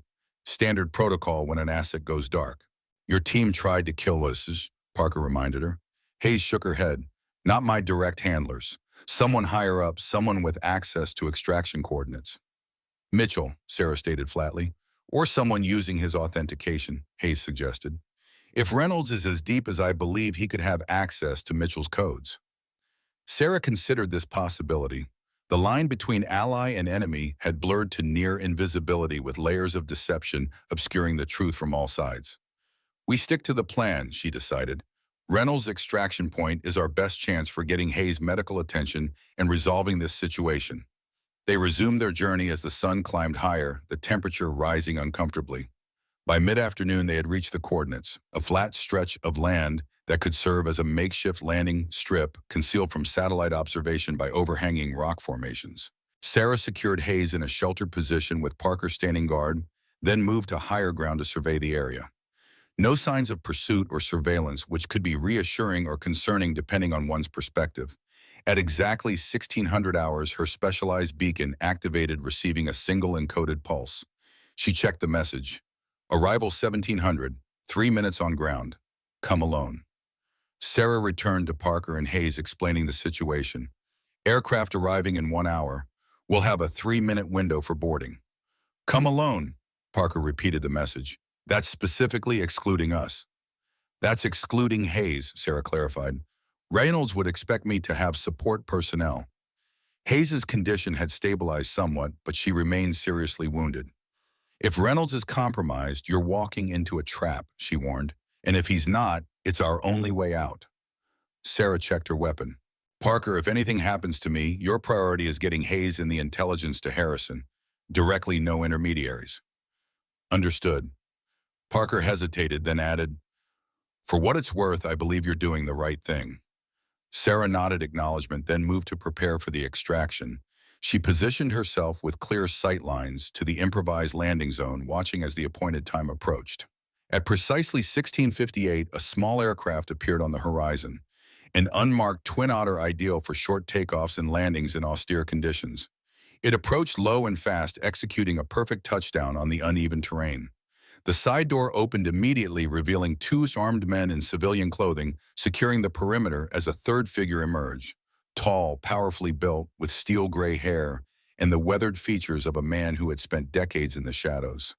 Hunter Reynolds, Sarah's mentor, the founder of Phantom Echo, and the man who had shaped her into the operative she had become.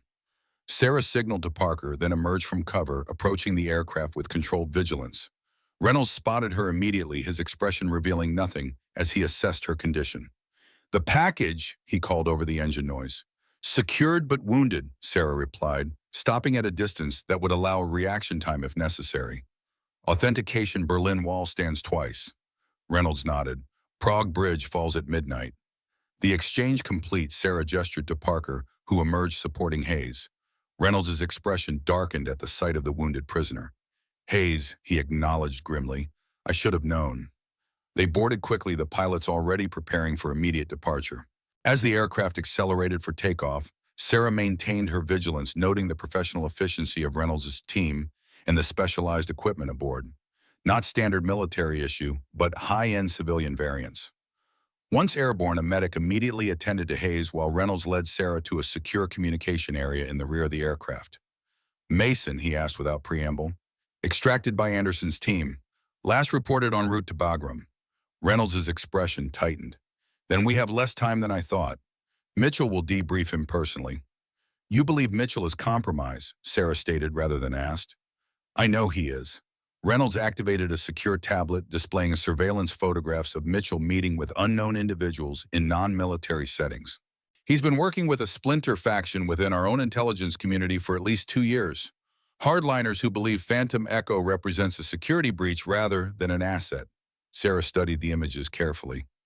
These could be legitimate meetings, part of his official duties. Off the books, no security detail, no official record, Reynolds challenged.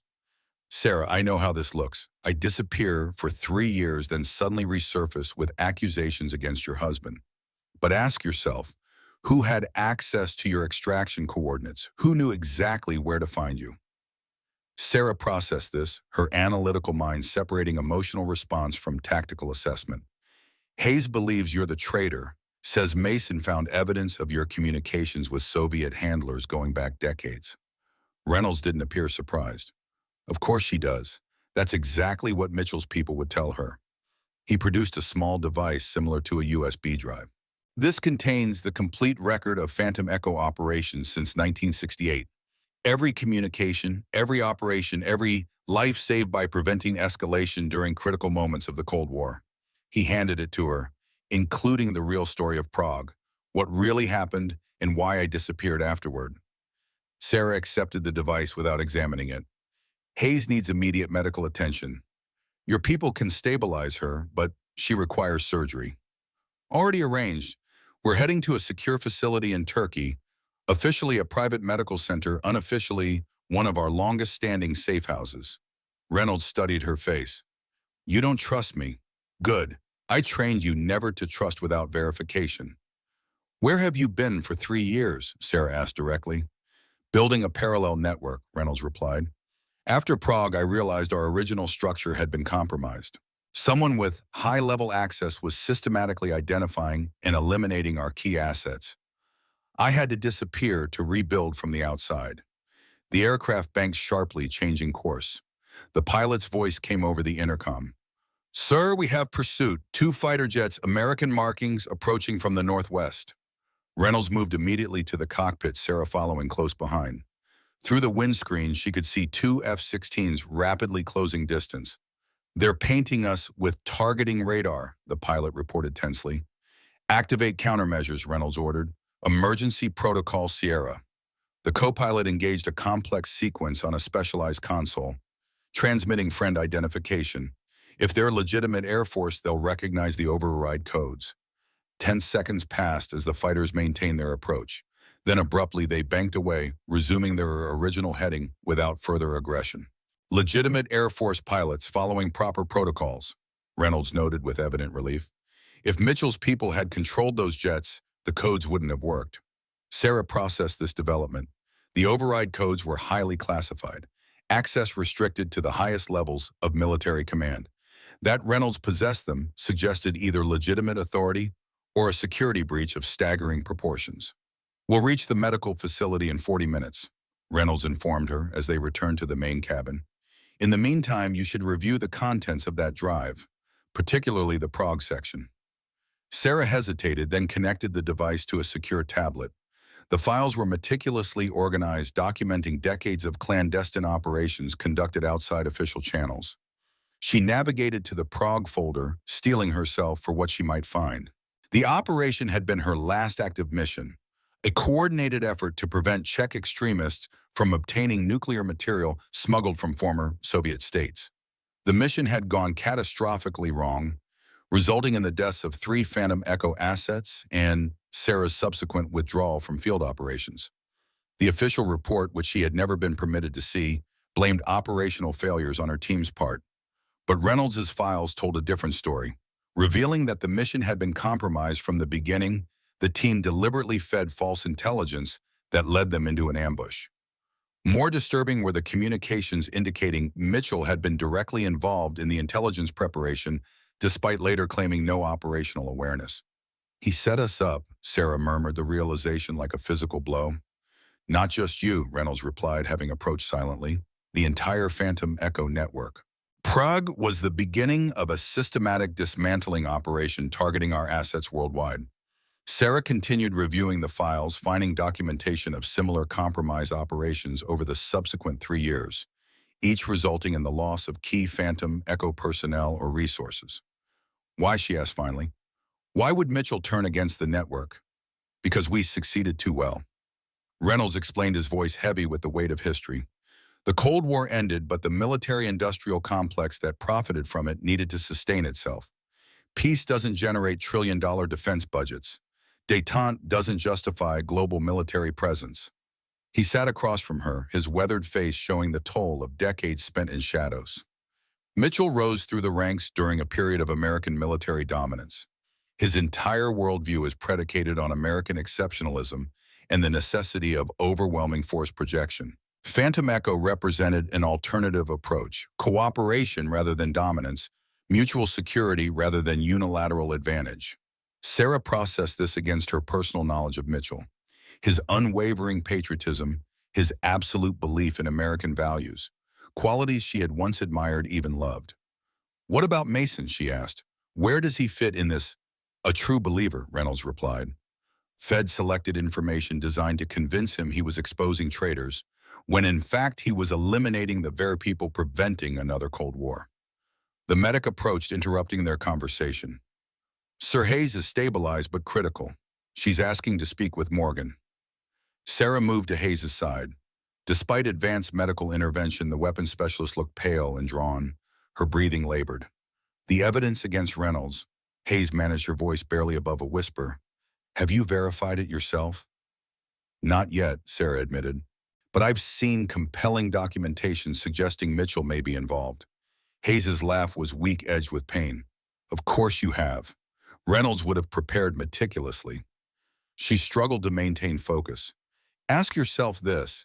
If Mitchell wanted to eliminate Phantom Echo, why recruit me to do it? He has direct access to the network through you. He could have dismantled it from within. The question struck Sarah with unexpected force. It was a logical inconsistency she hadn't considered. Trust no one until you verify everything.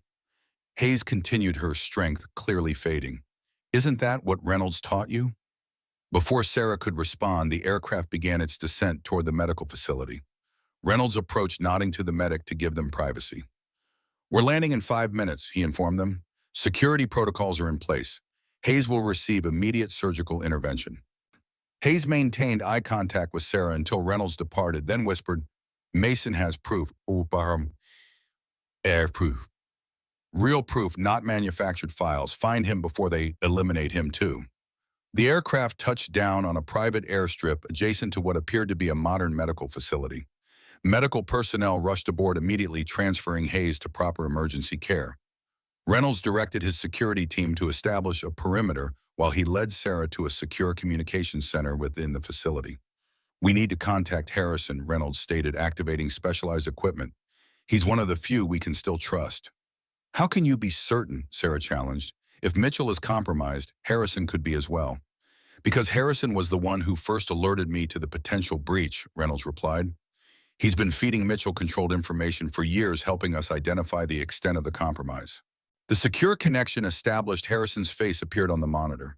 His expression registered momentary surprise at seeing Reynolds quickly replaced by professional composure.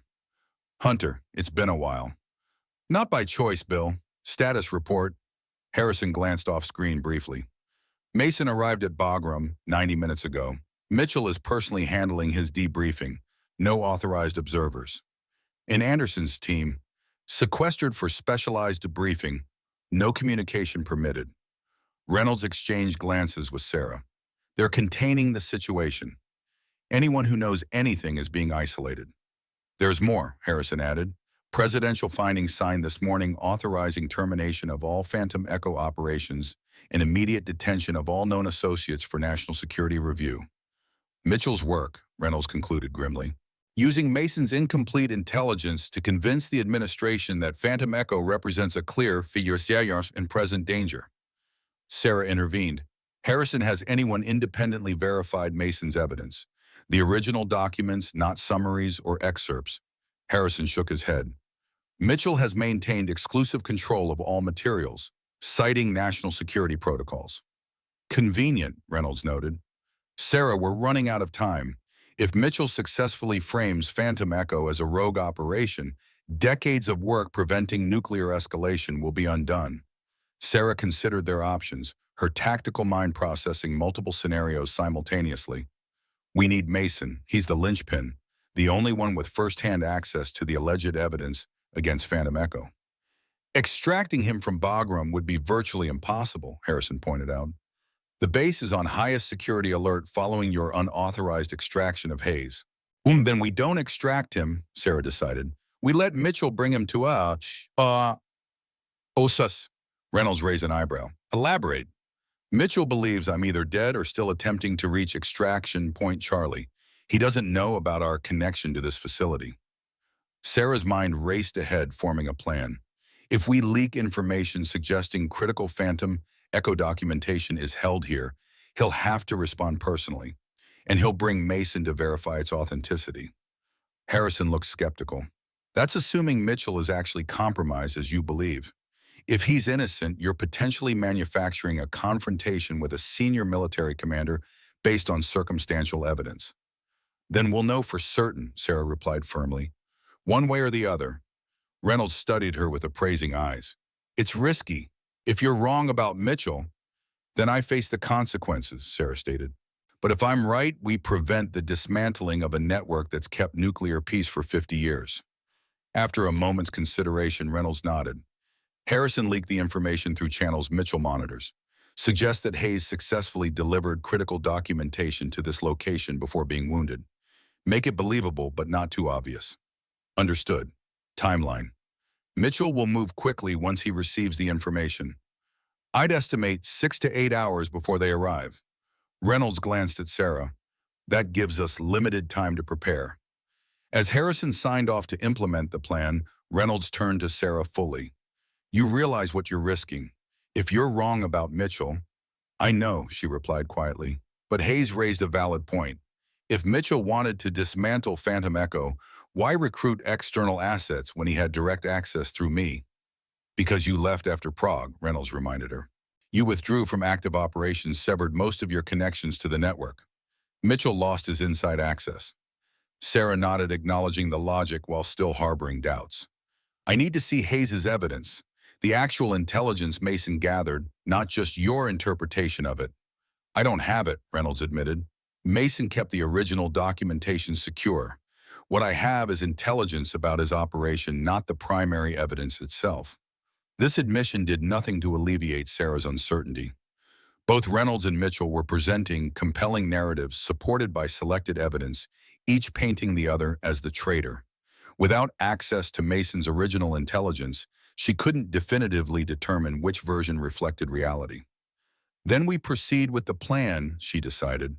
When Mitchell arrives with Mason, we'll finally have all the key players and evidence in one location. Reynolds nodded approval. I've trained you well. Always seek verification even when the source is someone you trust implicitly. Especially then, Sarah corrected, her gaze direct and unflinching. The next 6 hours were spent in careful preparation. The medical facility, while appearing civilian on the surface, contained sophisticated security measures and defensive capabilities. Reynolds' team, a mix of former Special Forces operators and intelligence personnel from various nations, established a perimeter defense system designed to detect approach without revealing their own presence. Sarah reviewed all available intelligence, comparing Reynolds' documentation with her personal knowledge of Mitchell and her experiences in Prague.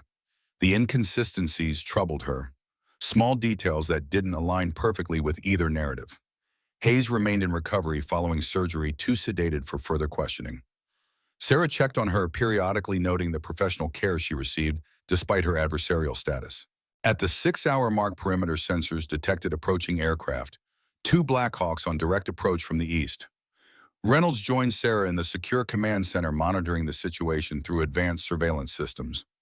Mitchell's moving faster than anticipated, he noted. 2 helicopters, approximately 16 personnel based on thermal signatures.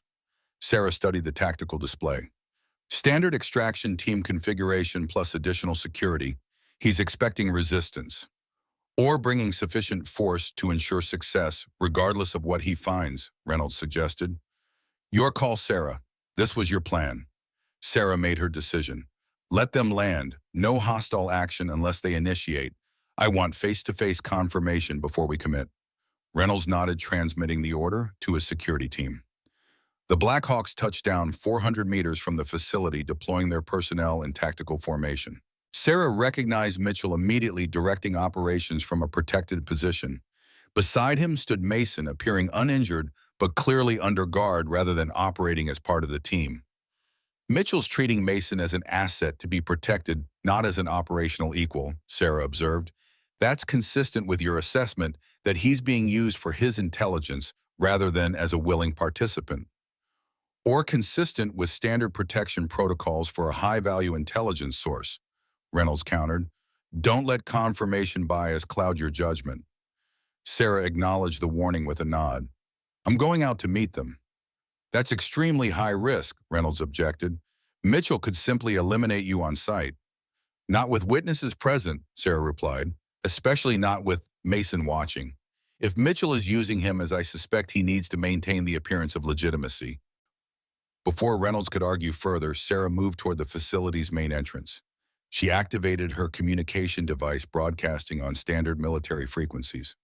General Mitchell, this is Morgan. I'm approaching unarmed for parley. After a brief pause, Mitchell's voice responded. Morgan, we received reports you were killed during extraction. Greatly exaggerated, Sarah replied. I have Hayes in custody and critical intelligence regarding Phantom Echo operations. Request face-to-face to discuss national security implications. Another pause, longer this time. Sarah could imagine the rapid reassessment occurring in Mitchell's tactical mind. Approach slowly, hands visible, came the eventual response. Any sign of hostile action will be met with immediate lethal force. Sarah emerged from the facility, hands raised shoulder high, moving at a deliberate pace toward the position where Mitchell and Mason waited. She noted the tactical team's positioning, professional, efficient, and clearly prepared for potential conflict. Mitchell's expression revealed nothing as she approached, his posture formal and commanding.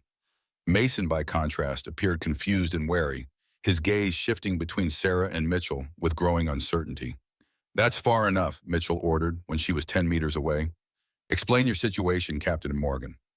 Sarah noted the formal address, a clear indication that Mitchell was establishing professional distance rather than acknowledging their personal relationship. Hayes is in recovery following surgery for a gunshot wound sustained during extraction. Sarah reported, maintaining the same professional tone.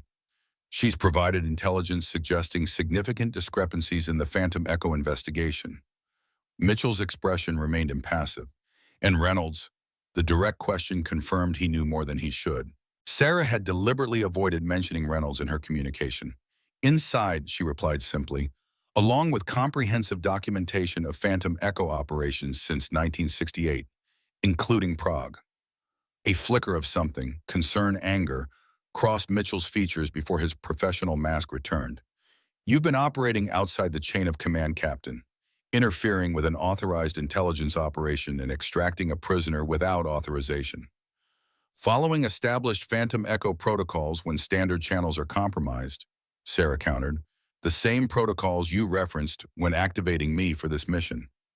Mason stepped forward slightly. General, what is she talking about? You said Morgan was part of the extraction team not connected to Phantom Echo. Mitchell silenced him with a gesture. Lieutenant Mason is not cleared for this discussion, but he's cleared to hunt Phantom Echo operatives based on selective intelligence, Sarah challenged. To risk his life pursuing targets he doesn't fully understand. Mason's confusion visibly deepened. I was tracking a Russian intelligence officer involved in compromising American assets. That's what my briefing specified. Your briefing was incomplete, Sarah told him directly. Volkov is part of a network established during the Cold War to prevent nuclear escalation, a network that operates outside traditional command structures because traditional command structures are vulnerable to political pressure and military-industrial influence. Mitchell's patience visibly thinned. Enough. Morgan, you're under arrest for violation of direct orders and interference with classified operations. Surrender yourself for transport to secure facilities. I don't think so, Robert. Sarah used his first name, deliberately shifting the dynamic. Not until Mason sees all the evidence, both yours and Reynolds's. Let him make his own assessment based on complete information. Mitchell signaled to his tactical team, who immediately adjusted their positions, weapons trained on Sarah. "This isn't a negotiation," he stated flatly. "You've been compromised by a foreign asset who has manipulated you using your personal history and misplaced loyalty." "Then prove it," Sarah challenged. "Show Mason the complete evidence, not just selected excerpts. Let him evaluate Reynolds's claims directly rather than through your interpretation." Mason looked increasingly troubled. "General, if there's additional context to this operation, I should be aware of it. My team nearly died pursuing Volkov based on intelligence that may have been incomplete." Mitchell's composure slipped momentarily, frustration breaking through his professional veneer. "Lieutenant, you are not authorized to question operational parameters. Your job was to secure Volkov and the intelligence he carried, not to evaluate its broader implications. And if that intelligence was manufactured specifically to target individuals who have spent decades preventing nuclear war," Sarah pressed, "if you're pursuing a personal agenda at the expense of global security—" Mitchell's expression hardened. "Final warning, Captain. Surrender for transport or my team will take you by force." The tension stretched between them, neither willing to back down. Then unexpectedly, Mason spoke again. "I want to see the evidence," he stated firmly. "All of it, before this goes any further." Mitchell turned to him, genuine surprise evident. "That's not your decision to make, Lieutenant." "With respect, sir," Mason replied, his voice steady despite the dangerous ground he was treading. "I was the one who risked my life and my team's lives to secure this intelligence. I have a right to know its full context before additional lives are risked." Sarah recognized the critical moment, the fracture in Mitchell's carefully constructed narrative. Mason, the linchpin of his operation, was beginning to question. "Reynolds is prepared to present all evidence to Mason directly," she offered. "Unfiltered, unedited. If his claims are false, it should be immediately apparent." Mitchell assessed the situation with the tactical acumen that had carried him to his current rank. His options were limited. Forcing Mason's compliance would only reinforce Sarah's accusations, while allowing the meeting might undermine his position if Reynolds proved persuasive. "1 hour, he finally conceded. "Mason can review the alleged evidence under my supervision. Then we proceed with the authorized operation." Sarah nodded. "Agreed, but Hayes attends as well. Her testimony is critical to establishing the complete picture." "Hayes is a compromised asset," Mitchell objected. "Hayes believes Reynolds is a traitor," Sarah countered. "Her presence strengthens your position if you're correct." Mitchell considered this, then nodded tersely. "Very well, but my team maintains tactical control of the facility during the meeting. Acceptable, with Reynolds' security team remaining in defensive positions only. No aggressive deployments from either side." The terms established, Sarah led Mitchell, Mason, and 2 security personnel back to the facility. Reynolds awaited them in the main conference room, his expression revealing nothing as Mitchell entered. "General," he acknowledged with formal courtesy, "it's been some time." "Not long enough, Hunter." Mitchell's response carried years of professional antagonism. "I always suspected you'd resurface eventually." Mason observed this exchange with evident surprise, looking between the 2 men. "You know each other?" "For over 30 years, Reynolds confirmed, "since before Phantom Echo became fully operational." Medical personnel brought Hayes into the room in a wheelchair. Her condition improved, but still serious. She nodded to Mitchell before fixing her gaze on Reynolds. "The gang's all here," she observed dryly. "The handler, the asset, the target, and the pawn." Her gaze shifted to Mason on the last word. Sarah took control of the situation. "We have 1 hour. Each side presents their evidence regarding Phantom Echo operations, specifically focusing on allegations of treason and compromised intelligence. Mason will review all materials independently before any further action is taken." "Agreed," Reynolds stated, activating the secure display system. "I'll begin with the foundational documentation, the original Phantom Echo Charter established in 1968. What followed was an extraordinary intelligence briefing. Reynolds methodically presented the history of Phantom Echo, its origins during the height of Cold War tensions, its expansion into a global network of assets committed to preventing nuclear escalation, and specific examples of interventions that had averted potential catastrophes. Mitchell countered with his own evidence: communications between Reynolds and Soviet handlers, intelligence transfers that appeared to compromise American operations, and statistical analyses suggesting American strategic position had been systematically undermined in specific regions where Phantom Echo operated most actively. Mason absorbed it all with professional focus, asking pertinent questions of both men, probing inconsistencies, and requesting clarification on technical details. Hayes, despite her weakened condition, provided context from her perspective, explaining how she had been recruited to track suspected Phantom Echo operations based on intelligence suggesting they represented a security breach rather than a legitimate peacekeeping initiative. As the presentation concluded, Sarah addressed Mason directly. "You've seen both sides now. What's your assessment?" Mason was silent for a long moment, organizing his thoughts. "The evidence is contradictory. Both narratives are internally consistent but mutually exclusive. Either Reynolds has been running a decades-long operation to undermine American strategic position while appearing to prevent nuclear escalation, or I've been systematically eliminating a legitimate peacekeeping network because it threatens the military-industrial complex that sustained my career," Mitchell finished for him. "That's the implication, isn't it?" "There's one piece of evidence we haven't examined," Sarah noted. "The original intelligence Mason gathered on Volkov, the documentation that initiated this entire operation." All eyes turned to Mason, who hesitated before responding. "The original documentation is secured in a diplomatic pouch. I was instructed to maintain it separately from all other mission materials." "By whose order?" Reynolds asked sharply. "General Mitchell's," Mason confirmed. "Direct instruction, eyes only." Mitchell's expression remained impassive. "Standard security protocol for high-sensitivity materials. Or convenient separation of evidence that might reveal manipulation," Reynolds suggested. Mason reached into his tactical vest, removing a small security key. "The pouch is in the lead helicopter, secured in a biometric safe. This is one of 2 keys required for access." "And I hold the other," Mitchell stated. "Again, standard security protocol."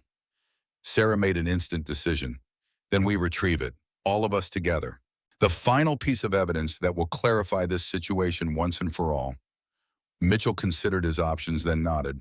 "Very well, but my team maintains tactical control throughout." They proceeded to the helicopter, an awkward procession with Hayes being transported in her wheelchair.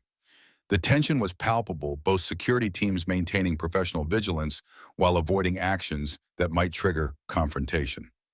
At the helicopter, Mitchell and Mason performed the complex security authentication required to access the diplomatic pouch. The container itself was relatively small, a reinforced metal case with additional electronic security measures. Once opened, Mason removed a sealed document package and several electronic storage devices. "This is everything I recovered from Volkov's location before the ambush, untouched since initial collection." They returned to the facility where Mason methodically prepared the materials for review. As he worked, Sarah noticed a subtle change in Mitchell's demeanor, a tightening around the eyes, a tension in his posture that hadn't been present before. The documents, when finally displayed, told a story different from either Mitchell's or Reynolds' narratives. They revealed a third faction, elements within both American and Russian intelligence services working to reignite Cold War tensions for political and economic advantage. "These aren't communications between Reynolds and Soviet handlers," Mason noted as he analyzed the documents. "They're communications between this third faction using Reynolds' operational signatures as cover." Reynolds leaned forward, studying the evidence with intense focus. "Manufactured authenticity, using enough real operational details to create plausible documentation." "But who would have access to those details?" Hayes questioned her professional analytical skills, overriding her physical discomfort. "Only someone with intimate knowledge of Phantom Echo operations." All eyes turned to Mitchell, whose expression had become unreadable. "Not me," he stated flatly. "I never had operational access to Phantom Echo." Sarah maintained separation between her work with the network and our relationship. "Standard security protocols." "But someone in your chain of command did," Reynolds suggested. "Someone who could manipulate intelligence before it reached you, feeding you selected information designed to trigger specific responses." Sarah's analytical mind made the connection first. Prairie fire, the high-level penetration of American intelligence. Not you, Robert, but someone using you. Mitchell's jaw tightened. You're suggesting I've been an unwitting asset manipulated into targeting Phantom Echo based on false intelligence. It fits the evidence, Mason confirmed, continuing his analysis of the documentation. These communication patterns show systematic manipulation of intelligence flows, information being modified before reaching authorized recipients. Hayes struggled to sit straighter in her wheelchair. If that's true, then neither Mitchell nor I were traitors. We were pawns in someone else's game. The cabinet-level penetration Reynolds mentioned, Sarah recalled, someone with access to intelligence at its source before distribution through official channels. Reynolds nodded grimly. Someone who could monitor all Phantom Echo communications while simultaneously manufacturing evidence against us. Mitchell's expression shifted as the implications became clear, professional anger replacing defensive hostility. If this is accurate, I've been used to dismantle a legitimate peacekeeping network based on manufactured evidence. We all have, Hayes acknowledged, different pieces of the same operation. The facility's security system suddenly activated warning lights flashing as perimeter alarms triggered. Reynolds moved immediately to the surveillance system. Multiple aircraft approaching from the north, he reported tensely. Military configuration, no identification transponders. Mitchell accessed his secure communication device. This isn't my team. I have no additional assets in the region. Sarah made an instant tactical assessment. Prairie Fire making their move. With all of us in one location, they can eliminate everyone who knows the truth in a single operation. Scorched earth, Reynolds agreed grimly. Standard protocol when a deep cover operation is exposed. Mitchell took command with the authority of decades of military leadership. Defensive positions. My team will coordinate with Reynolds' security. Morgan, get Hayes to a secure location. Mason, secure that evidence. It's our only proof of what's really happening. As they moved to implement these orders, Sarah found herself alongside Mitchell in the Tactical Operations Center. For a moment, professional necessity gave way to personal connection. I believed you were the traitor, she admitted quietly. And I believe the same of you, he replied, his focus on the tactical display showing the approaching threat. We were both wrong and both right to question. Their eyes met briefly, years of complex history passing between them in a single look. We still have different views on how peace is best maintained, Sarah noted. But we're on the same side in this fight, Mitchell concluded, returning to professional mode as the facility's defenses activated. Outside, the approaching aircraft began their attack-run weapon systems engaging as they targeted the medical facility. Reynolds' security team, now coordinating with Mitchell's tactical operators, established defensive positions to repel what was clearly a kill team rather than a capture operation. Sarah secured Hayes in the facility's reinforced medical center, then returned to the command post where Reynolds and Mitchell were coordinating defense. Identification confirmed, Reynolds reported. Mixed force, elements from private military contractors with advanced weapon systems. Precisely the type of deniable assets Prairie Fire would deploy for an unauthorized domestic operation. We're outgunned and outnumbered, Mitchell assessed. Standard defensive posture won't hold against this level of assault. Then we don't use standard defenses, Sarah interjected. We use Phantom Echo protocols, asymmetric response designed to create confusion and division among attacking forces. Reynolds nodded approval. Mitchell, can your team implement diversionary tactics on the eastern approach, while my people establish counterattack positions using the facility's subterranean access? Mitchell studied the tactical display, his military expertise evaluating and adapting to the unconventional approach. Affirmative.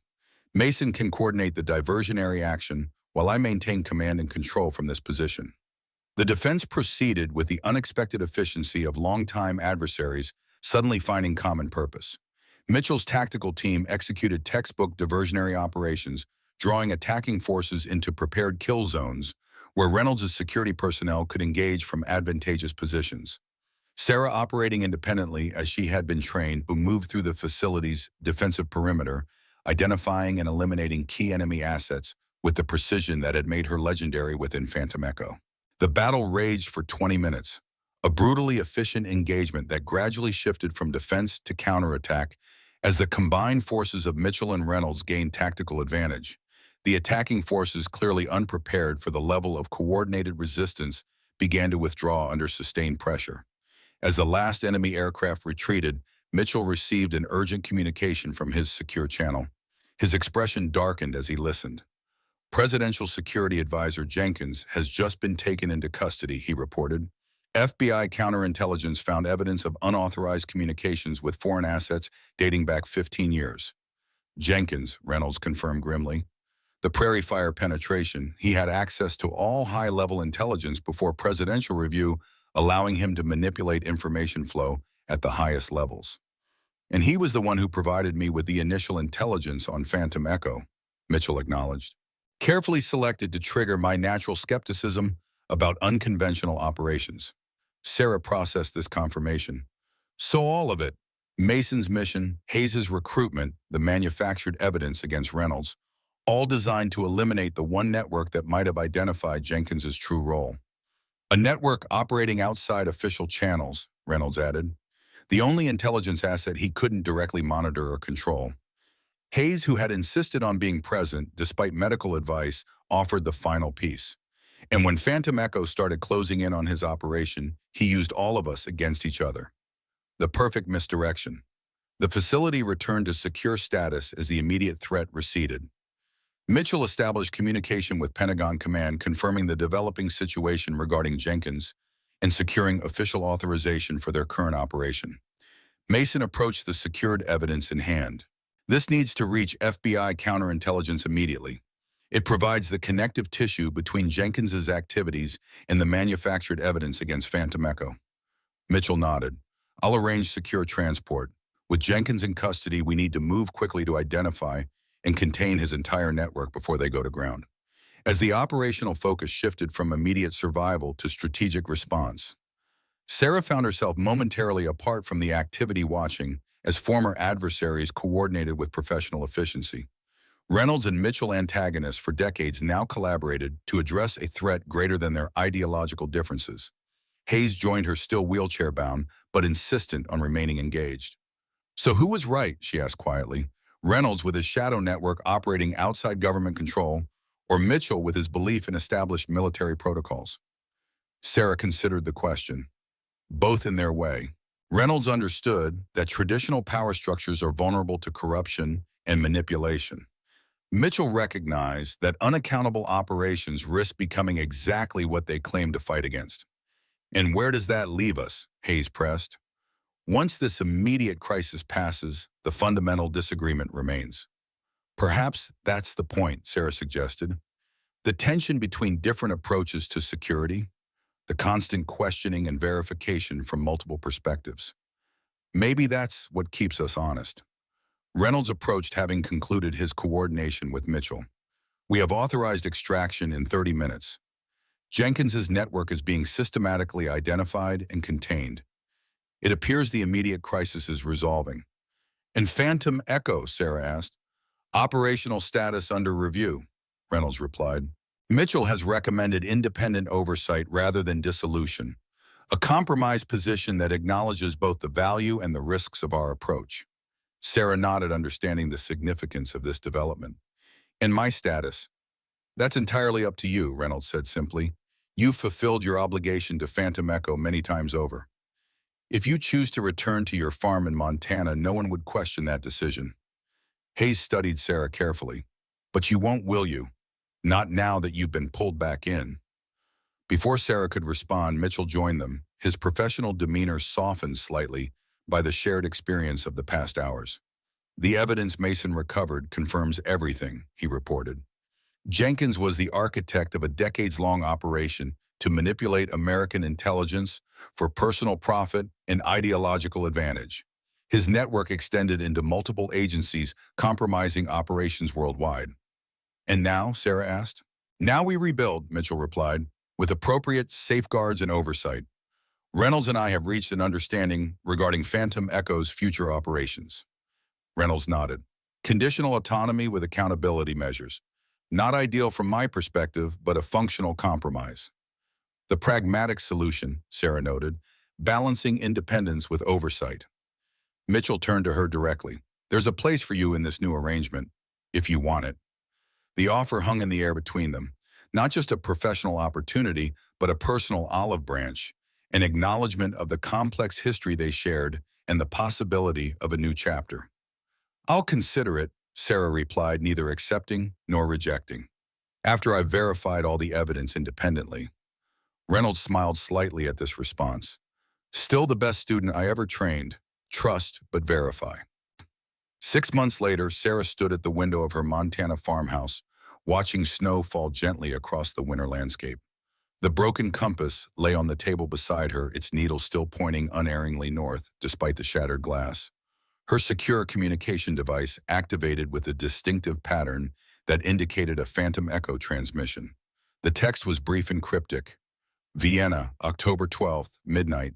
The eagle flies when shadows fall. Sarah studied the message, considering its implications and the choice it represented. The new Phantom Echo, restructured, reformed, but still dedicated to preventing global catastrophe through unconventional means.